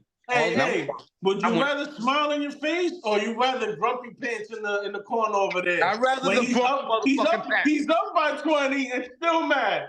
Hey, yeah, that's the one I want. That's the coach I want right there. Yeah. The coach. Yeah. He's got what, 505 wins now? Hey, 2 shots. Bang, bang. Hey, Mr. Bang, bang. Where's Fizdale now? Oh, my God. Listen. I don't care. I do not care. Nowhere. You can't get these 2 on coaches. Like, we ain't going there, guys. You guys are not doing it to me this week. You guys are not going into the coach rant. We're going on 2 hours. Here we're already at 2:10. Anyway, all that to say is, in the trade of OG worked. By February is our deadline. I think that tire's already been kicked. They made amends when Rich Paul and Leon Rose talk. That was for future moves. That's for future moves. Let's mend it. Whatever you need. I'll even be in a third-party deal to help your player get to the right spot. So I believe they're mending ties that way. I don't see DeJounte Murray. I think if DeJounte Murray was available, we would have had him by now. Leon doesn't play. When he's making his move, he's going to pull the trigger and go. I don't think DSJ is a fit. I think the next person to be is going to be at that 2 position. If it is not Donovan Mitchell, who I believe it can be, that's still 2 years down the line. What they could do, and that's what I was saying, the next best fit is Mikal Bridges. And that is a Leon-type move because he's cheap. He's a low-cost contract. He's the best friend of Jalen Brunson. If you don't recall, he was in the wedding when Jalen Brunson just got married. They all homies together. They all besties.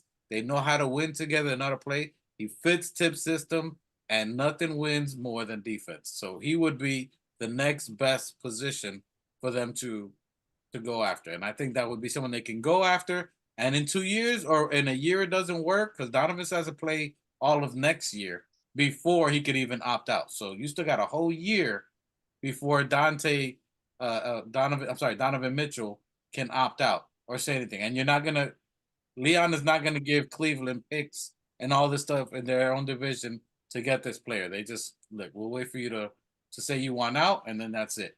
But they could make that move next year. And FYI, guys, Evan is not going. Evan's contract is pivotal on getting a superstar. They're not going to buy him out. They're not going to waive him. That money is pivotal in order to get a superstar talent. You have to match salaries. So his 19, we're not getting him. he could still be in the team next year, just so you guys know.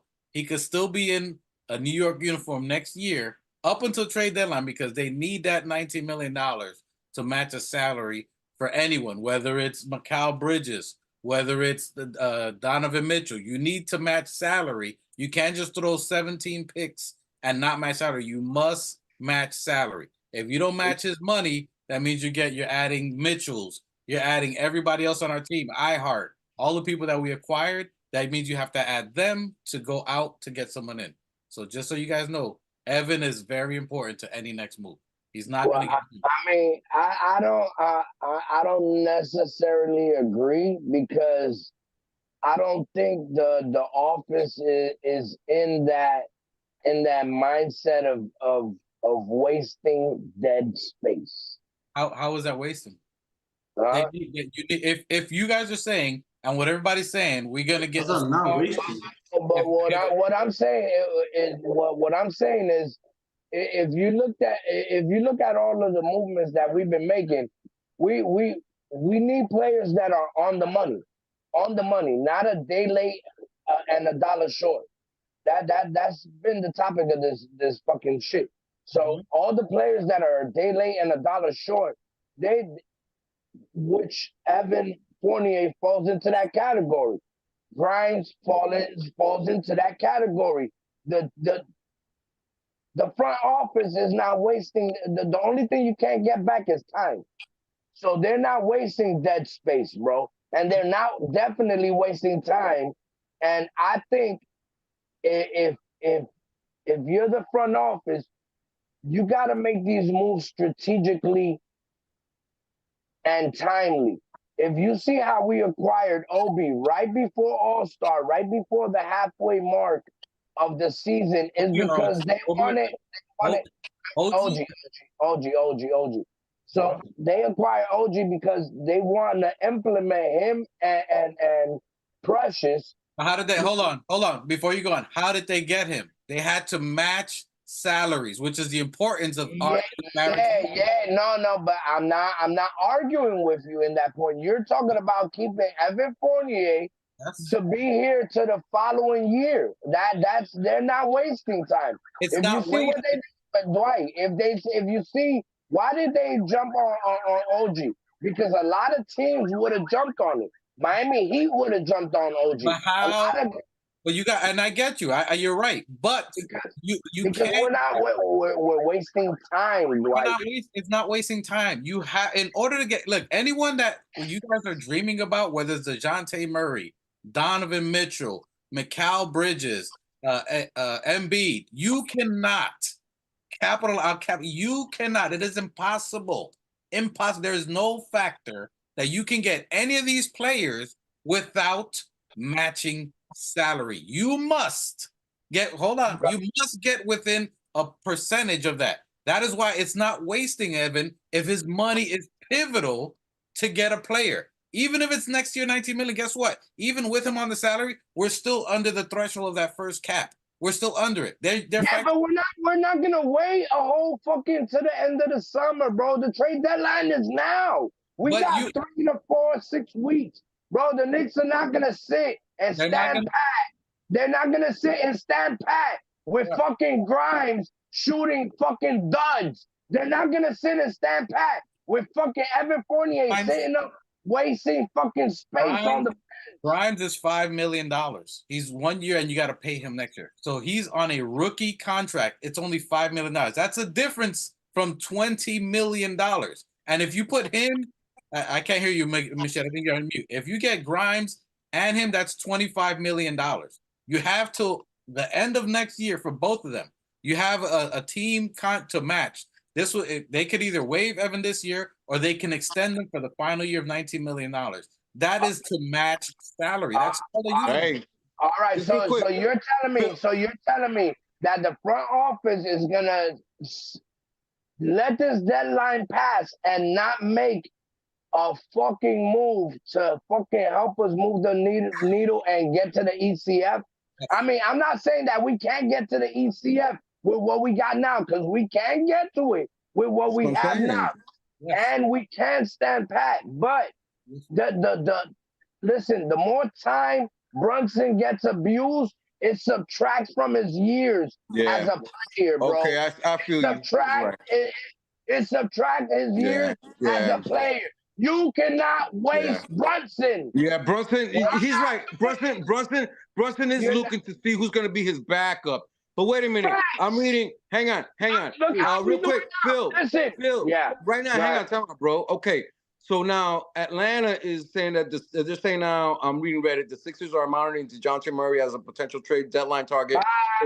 Hang on, time out. The Hawks are seeking 2 first-rounders and a player of value. I will give him Grimes and I'll give him those fucking picks. Fuck them picks. Give him Grimes. Yeah, but Mike, that's fine.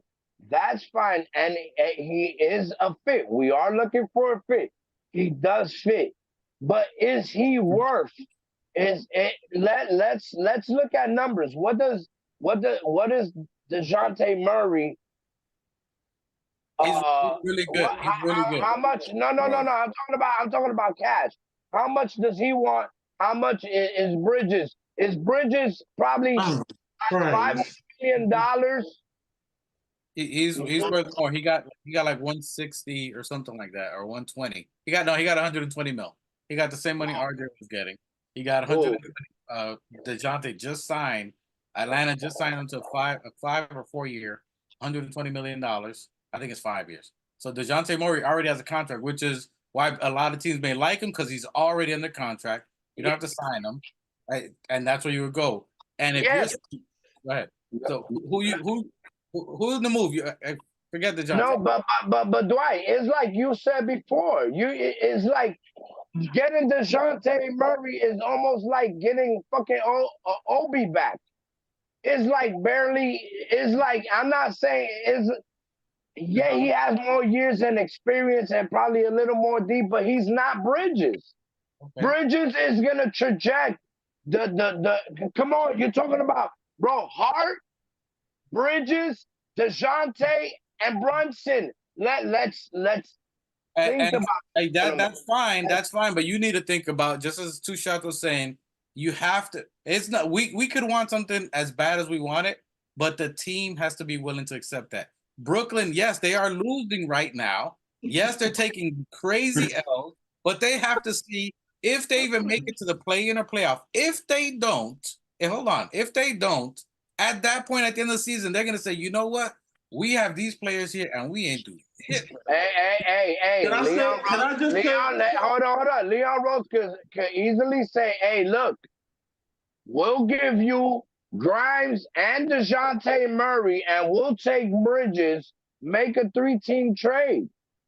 Can I just say one thing? And Fournier. Let me say one thing to end this Mikal Bridges baloney. Okay? We could want Mikal, like you said, till the cows come home.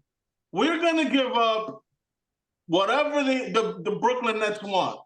Who's to say that they don't go to the next team and say, give me a better package for Mikal Bridges? Because who's to say that he doesn't go back to the West Coast with some team that gives him a better package than what we got? 22nd rounders. Can we just end this Mikal Bridges and 22 first rounders? Oh, God. No. Hey, I just, listen, I do want to say that is Saucy Smoke Sundays, and I am heavily influenced by the mac and cheese that I'm blazing and the sauce that's in this cup. So a lot of this shit might not make sense, but I sound like I'm making sense to myself when I talk to myself. And so listen, I appreciate the ownership, but it might be going sideways, but it's going somewhere. Listen, that sounds. Please like and subscribe to this channel, the Organic Fanatic Show. To this nonsense, we're talking shit. We're having our fun. I love my family. Shouts out to Shots. Shouts out to Ruel. Shouts I out to love my y'all niggas. I love y'all niggas. I love my the niggas. chat, you know what I mean? Yo, I love all my Knicks fans. Hey, here we do it with the fist, my nigga. It's tough love. You know what I mean? Love, baby. You make that hard with the fist. Please like, subscribe to the Organic Fanatic Show. And I'm telling you, I don't see another move happening, and it's till February. There's no. I agree. I'm with Dwight. I'm with Dwight. You I'm have gonna rule out rather. I think there's gonna be another move. What is the move? I went 2 shots. What's the move? Both. I don't know. I'm not a. I don't have a crystal ball. I'll tell you. Yeah, I'll tell you exactly. I'll tell you exactly what it is. What happened? What you want? Details? I got you. Hey, 2 shots. I'm not accepting that. I don't care what thought it is, because you just like the annexation. Something's gonna happen. I mean, shit, the world could, it could be nuclear bomb. Give me something. What is this? I got it, but he's asking you. So let me get the ball's in your court. Let me get 2 shots feedback. Hold on. I don't know. I don't know exactly what's gonna happen. Again, there's too much smoke. Okay. The wind could blow anywhere. I mean, last week it was DeJounte. This week is Bruce Brown. Next week is Alec Burks. I don't know who it is. But I know something is going down. That means it's not. Hey, hold on. They were mentioning somebody. What's the other guy that everybody was mentioning last week? Bruce Brown. No, it wasn't Bruce Brown. It was some other cat. I don't know. I heard Bogdan Bogdanovic. No, not Bogdanovic. It's some guy that we just played. Malcolm Brogdon. That's who everybody been saying. But listen, scratch that. Like my brother said, if it's not a superstar or damn near close to that, bro, or if it's not chemically inclined with what we got going on, we got to think like the front office. Hold on. The proof is they've been here for years. The proof of everything they've been doing is here. Why can't niggas see like, yo, they did this move? They're thinking chemistry. They're thinking continuity. The only person that fits that right now that's available is DJ. I don't see Mikal coming for 1,000 years. So throw that out the window. The only person with the defense and the all-star name and potential and blah blah blah is DJ. Okay, all right. So you're saying DeJounte Murray, right? That's what I said. Okay. So what happens, right? What happens when Spider becomes available next year and you just signed? And this is what I'm saying. We can't make moves. Check it. Hold on. So if you're getting Murray, you're putting him alongside Brunson, correct? Because he's not playing in OG spot.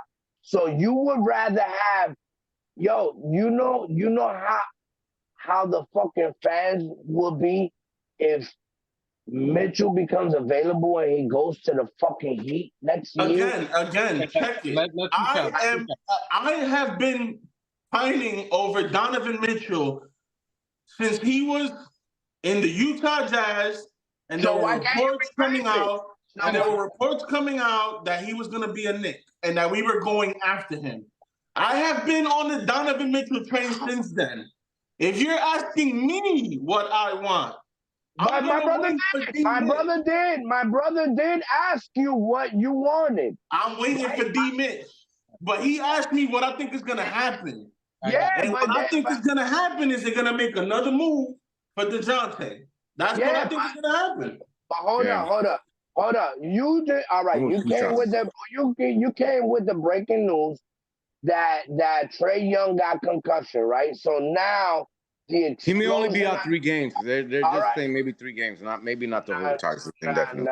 I didn't see the time. I read it on Reddit. They're saying he's not going to play for the next couple of games. But they'll see after that.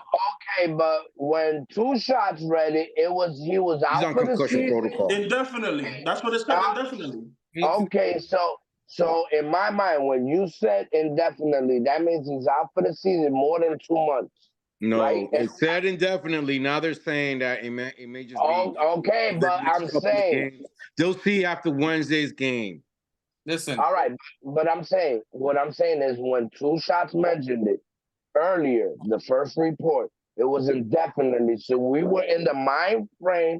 Take yourself to the mindset of when he said it and when everybody was thinking, oh, destruction. So if you're really bringing Murray here, you like, bro.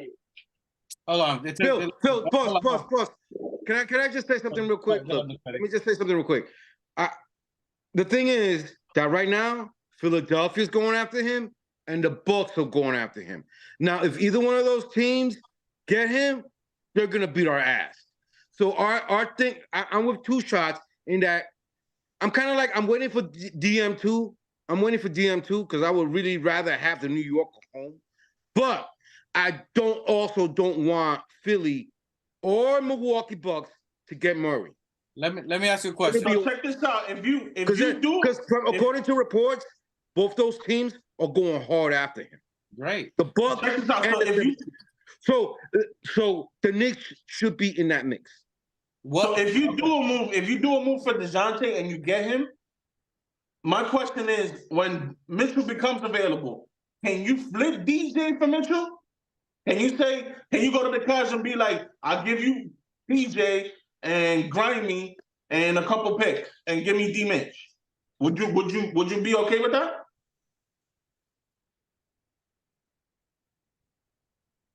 I suppose. It's muted. You're muted. I can't hear you. No, like I said, I don't know if, but that sounds like something logical and probably possible. It sounds feasible. So you could do that. You could sign Murray for this year and then flip him to get Mitch. Because, bro, the only thing is that you don't listen. We all know Spider is a superstar. He's a household name. Right? Also leads the league in steals. Leads the league in steals. Okay. But this is what I'm saying, man. right? All right, let guys hear me out. We know what Tibbs did with Rose, right? So if you look at Mitch and Rose are basically the same explosive player. So when you look at Tibbs and the marriage of Tibbs and Rose, it could be the same marriage with Tibbs and Mitch. Offensively, Tibbs can unleash that lock to transform Mitch into that MVP caliber type player like he did Donovan, like he did Rose. So, but if you got an offensive weapon like Mitch next to a fucking general like Brunson, that is a combination. No matter the size that they are, bro, when you bring Donovan back home, you please the fans. You stop the shit talking in the fucking media world. And you also Now I hear you. That's great, but that's not gonna happen this year. So we're talking about for this year. Ain't no trades happening this year. You don't think in the summer? And the summer's a different thing. I think we're gonna make a move next year. You're talking about right now till the end of the season. I'm kind of. That's what I'm saying. That's what I'm saying. I don't think that we make a move right now. I don't think we should. I think we hold on to our cards. First of all, DSJ is not outplaying right now. DSJ is not outplaying Dante DiVincenzo. He's not outplaying him. So you don't. That would be. Wait, what did you say? DeJounte Murray is not outplaying Dante DiVincenzo right now. So why would you trade $44 million for $120 million? That's bro. Hold on. That's you got him. That's first off. You're not gonna trade 120 for $44 million when he's giving you better stats, playing better with the offense. We're clicking and winning with this player right now to get a more expensive experiment. That's not gonna happen. That doesn't make sense on that. That's why DSJ wouldn't come here. unless they're gonna do a three-team trade where you move Murray to Cleveland. If they're really about it, if they're really down to look, I don't want to lose Mitch for nothing. At least let's get DSJ. They're gonna give us DSJ and some picks. That's the only possibility if we do it early, like a three-team trade. That's the only way if they go for a DSJ. If Cleveland wants DSJ and we say, look, we'll give you DSJ, we'll give them Grimes, we get Donovan, and you guys each get picked or whatever. That's the only way it's going to go, and then make the money work with Evan. That's going to be very hard to do, and I think that would have happened probably already. I think that would have happened already. That's just my opinion on that. That's why I don't think a DSJ is going to happen. You're not going to downgrade what it's already working. You already got chemistry. It's already flowing. That's literally this guy's best friend. You're going to trade his best friend for a dude that's basically not performing in Atlanta. That's a no-go. So that's why DSJ doesn't come. The only other pick, if Grimes, he is performing in Atlanta. He's probably the best player they got had in Atlanta. The only other pick. I love that point. I love that point. Grimes would be Grimes. Now there's talks about Jordan Clarkson possibly coming. He's a big man. He's a great offensive scorer, but again, you're taking on he has a good contract for 2 years. But then if you take Grimes again, you're implementing someone who doesn't know the offense, doesn't know the system, who's not going to flow. And he's really. I don't feel he's going to take us over the top. So right now, you hold your chip. You feel what you can get for Grimes early. You put him out there. You're not going to make the move yet. But if Knicks are really interested, whatever teams happen now, when these teams blow up at the end of the year, the ones that went all in and they blow up, you see what's out there, you see what's available, then you make your moves. Then you see what you can get for Grimes. If you do it now, a team that could really want him later, you can get more from later on. So the moves is going to be afterward. There's no move now. You're already working on chemistry. That's why Tibbs is riding the players 40 minutes apiece so they can learn how they fit and gel together. You're just starting to see Precious Achiuwa go in. You're already seeing Malachi Flynn, who played pretty well, who's playing right behind Deuce. You're seeing Deuce take over for Jalen Brunson at times. He's scoring. So right now, you're just going to wait and see. You already know Grimes is going to be on the outside in. See what he can do for the rest of the year, build his value up, and then at the end of the year, next year in summertime is when we're going to make whatever big move that would be. Listen, I'm really kind of sick of people talking about, teams are putting these guys for 40-something minutes. Bro, they are playing for a living. I'm picking up pallets of fucking 8 to 12 fucking hours of the fucking day. They could play some fucking games, man. So let's, you know what I mean? All that. If Tibbs is doing it, it's strategical, and he's getting them prepared. Like a lot of the shit that we don't see, Tibbs, he's married to the game. We all know that Tibbs doesn't have a wife, a kid, nothing available preparing your whiteboard. Who's bringing the whiteboard out? No, I was just around. Never mind. Hey, Angelo, you got Machete in my name there. What we doing? What we doing here? What? I just saw a whole whiteboard. This nigga hacking into some shit. Hey, Angelo is saucy, boy. Saucy Sunday. He must be licked up out there, boy. He lit. Hey, the Bacardi boys was out there yesterday. Shout out to the Bacardi boys. Bring us some luck in winning the game yesterday. Apparently, Mike the specialist and D-Dub. They were out there sauced up on cocoa and nut. Pause. Never in a deal with nut. Yo, but we're gonna talk about. Are we gonna talk about this Toronto game before we get off, or what? Let's go. Haven't we been talking about that? We've been talking on and off about it and trades. Tell me what you. Smoke Sundays. Hold on. By the TOF. All right, Machete. Tell me some of your thoughts on the Toronto game. What you like? Because you went off on the first. First, you went and hated the trade, but tell me what your feelings about. Like I said, man, I have emotional damage from giving away Barrett and giving away Austin. That's all I'm saying. I just have emotional damage. I'm trying to get over it day by day. I'm glad we got this game with Toronto over with. We spanked them, and they were embarrassed, and it looked like I felt bad for them when it's infamous now, that picture of them sitting on the bench being embarrassed by the Knicks. They knew, they knew they got. It was kind of hard. It was kind of heartbreaking, bro. It was a little heartbreaking, whatever. But it is what it is now. They're in Toronto. We got OG. We're still trying to make a move. But my thing is that we should have blown them out. We blew them out by what, 26 points, by 30 points. But that's a team that's not even a 400 team. That's not even a 400 percentage team. So we should blow those teams out. All right. Now we got Brooklyn. The schedule is easier. It's gonna be better for us. Like I say, let's stand packed. Let's not play our chips. We don't need to. The schedule is getting easier. We're much better, right? We got Kawhi Leonard light. We're gonna have Hartenstein is out right now, which he needs because he's been playing very hard the last couple of games. So okay, rest him. We still got Sims. We still got Precious. So we're okay. We don't need to make any moves right now this week or next week. We just got to stand packed, get our guys back. Once we get Hartenstein back, once we get Mitch Rob, and we got OG, and we still got Grimes, we're good. We're good right now. I say we don't make any moves, like Dwight said, till summer. Hey, your tone pitch changed it a little bit, boy. That nigga emotional. Hey, but like, how did we go back from talking to Toronto to talking about moves again when he said he wanted to talk about Toronto?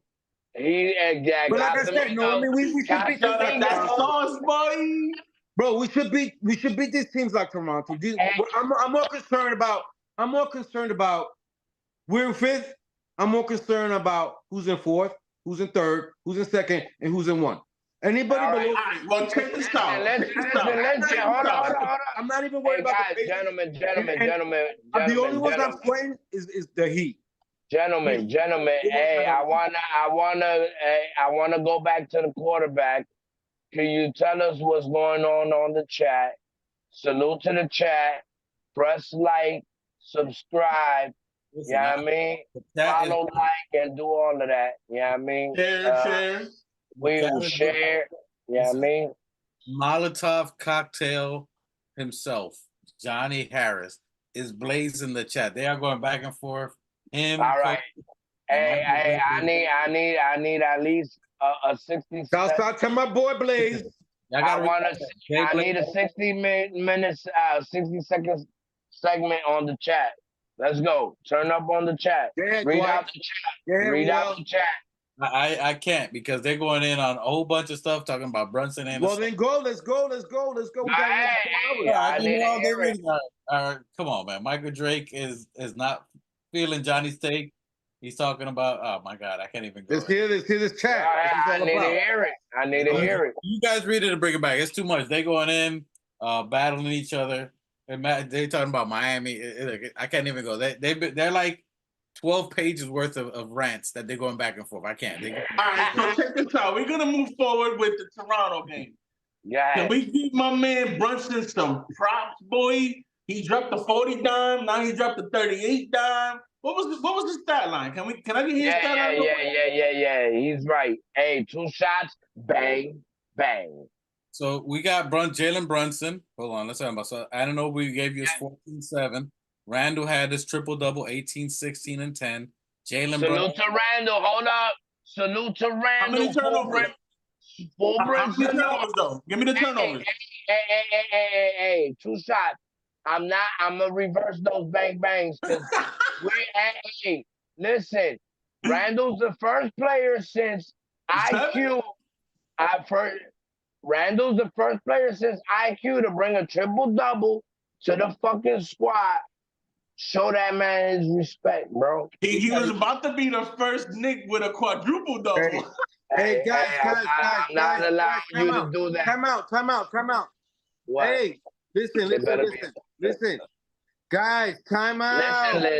Listen, Linda. Let him talk. There's too much reverb.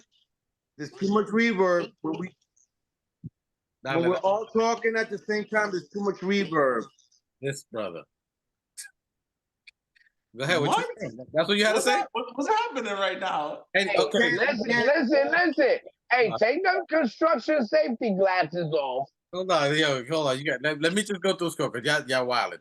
Jalen Brunson, 35 minutes, 38 points, 5 rebounds, 9 assists. We've been talking about him getting his assists. almost had a double in assists. He was cooking out there. He was making his shots. He was 5 for 7 from 3-point land. No, I'm sorry. He was at 5 for 11. He took a lot of shots, but he did his thing out there. He was positive 22. He went off. Dante defense Chenzo. So we got all-star Brunson, all-star level, all NBA. We got to get your votes in. Vote for these brothers. Vote for Randall. Vote for Jalen Brunson. Let's get him in the all-star game. Yo, fuck. Hey, if y'all don't have Jalen Brunson in the MVP conversation, I wouldn't want to tell you what's the next thing coming out of my mouth because I'm kind of saucy. But pause. Yo, yeah. Listen. Okay, Saucy McDaniels. Hold on. Listen, if I gotta tell you, if you're not voting, you go there and vote because I don't know what I was gonna say, but you just vote. Hey, sponsored by E&J and mac and cheese. Okay, he's Liddy for sure. Anyway, Jalen Brunson, phenomenal game, all-star talent. After 2 games missed, to come back and drop 40 is insane. No rust. 2 games where he scored over 30 after missing 2, almost in back-to-back games, is an insane thing to say. So if you're not saying he's the one, he is him. He is Bruns him. He is our number one. He is a superstar. We calling it. He is a superstar. Hey, everybody on the show with a hat on got to give a double salute to Brunson. A double. I'll give him the double salute there. So we got him, Precious Achua, 18 and 11. Josh Hart, 10 and 9. Josh Hart almost had a double-double. Josh Hart is someone I'm looking forward to. As we start getting it later in the season, right now what we're going to be looking at is chemistry and cohesiveness, what we're looking at. I don't think a trade's coming. Could there be? Maybe. But I seriously doubt it. I think we're looking at getting everyone who we got, Achua, OG, Malachi Flynn, involved into what we're doing and to get into some kind of rhythm. Now we're going to get into some winning streaks. We're going to get everybody flowing. Let's see if we can get OG's offense going. I would like to see OG a little more involved. Would love to see if we can get him into 20 points.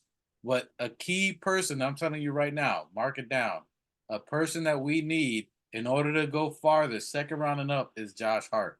We need him consistently contributing. So if we can get him, Deuce, and we'll see what happens with Grimes, but if we can get them consistent, we definitely need Josh Hart. He is, again, our X factor, and Precious Achua is going to be someone who's going to start shocking people later on as the year comes along. Nonetheless, we looking pretty good. I like what we have going on now. But we did great with Toronto. Speaking of, our next game is on Tuesday against the Brooklyn Nets, against the Mikal Bridges. And they've lost quite a few games. I'm just saying. Let's see how he looks. He's been looking not so great, so maybe we could get him at a lower cost because he hasn't. I'm just throwing it out there. Not saying this year, not saying it can happen, but he hasn't played as well as he did last year when they got him. So that's kind of devaluing him, even though we know what he can do. Something to look at. But we play them next. We play them tomorrow at 7:30. So that's a game we got coming up. And then we have the next one after that. So we got Brooklyn tomorrow. And then on Thursday, we have the Denver Nuggets. Tough game. We can't play down to our opponents. As Julius Randle said, we can't play with our food like how we did with Orlando. We got to come and dominate Brooklyn. We got to make sure Jalen Brunson's rested. It's going to be tough in Denver without iHeart. So it's going to be an extreme challenge for us on Thursday. That's on the 25th. One of the biggest games we got to go through. So we'll see how we get it going with Hey, I hate to say it. We're gonna be playing out in Denver, but we got this. Really? You saying this? Don't say anymore. Oh wow! Listen, that's he's never said it against Denver, so I'm surprised you even said it then. I was with you in Brooklyn. Okay, that's it. I just said it one time. That's it. Putting out. Okay, because the next time we come back is Friday, and then we got a game Saturday. Hey, hold on. Before we start going any further, Johnny Harriser, you are in this chat. You are flaming up the people here. You're burning the roast. Saturday, we play you guys, the Miami Heat versus the New York Knickerbockers. And I believe you owe us, sir. You were supposed to be on the last show when we got that W over Miami, and someone was a no call, no show. So I'm gonna say we're gonna request your presence on our next Sunday show, so we can have a little conversation. And you guys in the chat, Michael Drake, Coach, please be here Sunday because we're gonna try to get our Mr. Harris, who you guys are going toe to toe with here in the chat. We're gonna get him on this program, and then we guys to have that convo with him on it. We'll see if he's gonna be running and gunning. Facts, Blaze, stop bucking us. You heard? Stop ducking, bucking us. You heard? Hey, listen, I know your wife and your son are right there. Tell your dad, come on the show. I know you're right there helping him. Tell him he's got Sunday. So we need 5 o'clock. He's gonna be on the show. We see you. Stop laughing, Harris. I know you. We're gonna see him Sunday. So we got Brooklyn tomorrow. We got Denver Nuggets Thursday. Miami Heat on Saturday. 2 tough games. Brooklyn should be. We can't take Brooklyn lightly like we did Orlando.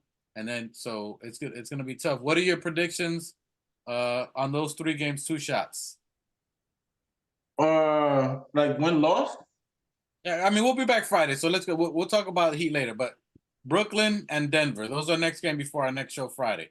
Brooklyn we got Tuesday, Thursday we got Denver, Friday we got our show. So who do you think Brooklyn versus and Denver?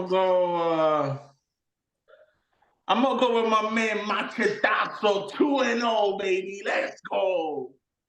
Well, that's big. Okay. Actually, I was gonna say 0-2. Oh wow. You know, I play that reverse psychology, so we're gonna lose both games by 20. He has to say it in order for it to reverse. But hey, real quick. Yo, shout outs to the Godfather, Raw Hebrew Remnant. Let's check out. Yo, he's always giving us a shout out. He's always calling us. Yo, shouts out to the Godfather. Check out that channel. Raw Hebrew Remnant. That's what's up. That's our brother, mother, different mother, same father, the Most High. That's right. All right. Hey, New Knicks, your thoughts on Brooklyn and Denver games coming up? All right. Is it before the mac and cheese or after the mac and cheese?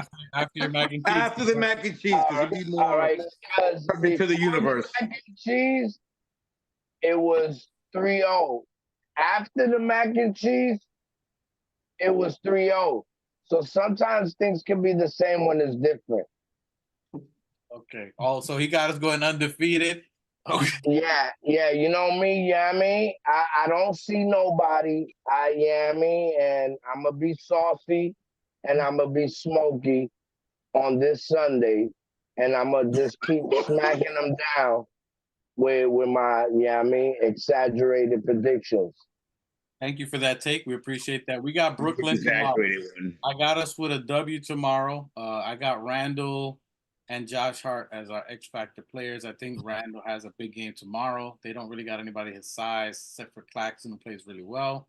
He has a makeup game from the last time we played him. I think Brooklyn may end up getting rid of Dinwiddie, probably before the deadline. So I got us with a W against Brooklyn. Denver, I got us with an L. I got us with an L in Denver. I think it's going to be a tough game. I think our defense is going to play. But I don't think OG and Achua, I think the iHeart going down is really going to affect us. Can I ask you something, Dwight? Yeah, go ahead. Didn't we beat them last year in their house? We did, but we also had Mitch. We also had iHeart. Okay. So what? Is Sims injured still? No, he's going to play, but we're talking all about. Right, so. You're talking about the pre-MVP and the champion. He's not gonna play down to Sims. Sims is gonna do his best. I think he's gonna do good. But if we're being real here, we're talking about an MVP. Yeah. You know what I'm saying? And then with his backup is gonna be Precious or vice versa. You also said we're playing Miami? No, we play Denver Thursday. We play Miami Saturday, but we'll be back on our Friday show to talk about that Saturday game. So we got Brooklyn, Denver, and Miami. tomorrow, and then the day after we got And also to everybody, the last 2 weeks we have not had a vote for Friday, which is a fuck around and find out Friday. I mean, we've been tending to some shit, so forgive us for the absentee on those days, but we definitely coming this Friday. So come around and fuck around and find out. Yo, Phil, we gotta do that. We gotta do that What's Up Wednesday, man. We gotta try to get on there Wednesday. And What's Up Wednesday is definitely coming.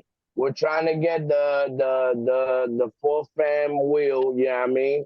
But we cooking on some things, you know what I mean? We got Mike the Specialist getting us some upgrades on the technical side and the visual side for you guys, you know what I mean? So we're gonna have some, you know what I mean, some visuals. The screen is gonna look a little crispier, and we got some upgrades coming. What's Up Wednesdays is coming, and we getting this thing rolling. Is that before the NBA, you know, All-Star, which is half point, we should be coming around that second half of the season with these upgrades, and you know what I mean, fuck around and find out. TOF. I don't know about the Organic Fanatics. We always have the world's longest outros. We can never get the outros out. We make the. Oh, that was the outro? Oh, I ain't know. I mean, dude, we're going on almost 3 hours, bro. Hey, salute. And the reason this show was long was because we were recapping all these games and trades. So a lot to talk about because we missed Friday. Fuck around and find out Friday last week. So we recapped 3 games plus trade talks. That's why today's episode was a little bit longer. Hopefully, we gave you guys a lot of great content. Salute to Just Knicks. Your Pelicans looking to trade Herb Jones. You're going to hear a lot of trades. Bring it in, guys. Come off the ledge. Relax. Support the Knickerbocker fans. Support what we got going forward. We're going to have a great week out here. So, Knicks, I'm looking for us to go 1-1 this week until Friday, but we'll see later on. But let's get these outros out now. We'll see you guys next week. Any final thoughts for you guys? Hey, yeah. Of course. Yeah, of course. My bad, because I didn't know this was the outro on the outro, but this outro, Gilbert Arenas keep having us in our mouth. Pause. Like, listen, guys, stop fucking around. You're going to find out. That's all I got. Yo, Gil is just trying to motivate us, man. He's just trying to put, you know, he's like. I ain't playing. Listen, I ain't playing that reverse psychology. Right. No. It ain't reverse psychology, but at the same time, when niggas start talking shit about my squad, and the shit that they saying sounds fucking oblivious. Yeah. Okay. I hear you, bro. I know the family. Yo, my bad, bro. But shouts out to KG and shouts out to Paul Pierce talking about Randall's the dog. Randall's the dog. Remember, and you heard it from Perk. And you heard it. Hold on. Randall's the dog. Big Perk. Shout out to Perk. Yeah, I mean, always got us on the good. I appreciate that. You're right, but salute KG and Paul Pierce. I gotta pause them though, because they were saying that Randall's gonna bone him. He said Randall. He was what? Pause. They were talking about dogs. It was like Randall's coming behind you and boning you. He said that. He was trying to reference. Hey, I'd rather be the boner than the one who gets boned. Yo, where y'all boned? Listen, hey, Mike, the specialist. I ain't getting boned. I'm boning. 2 shots. You got anything to say before we wrap this bitch up?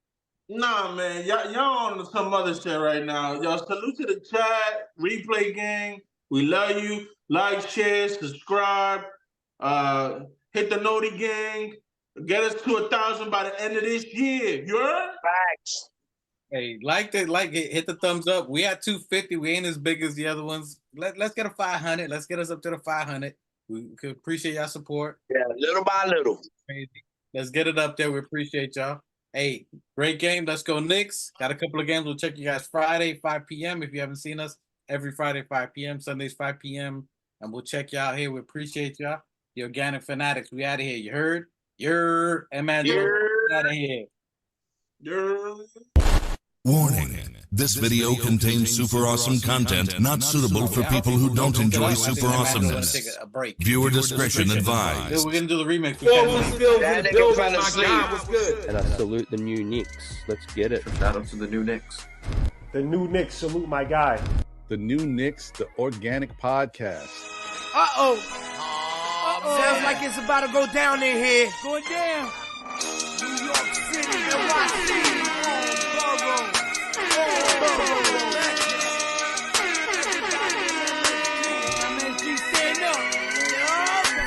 Brooklyn, Staten in the Bronx.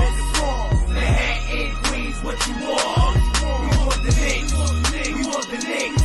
We want the Knicks. We want the Knicks. Brooklyn, Staten in the Bronx.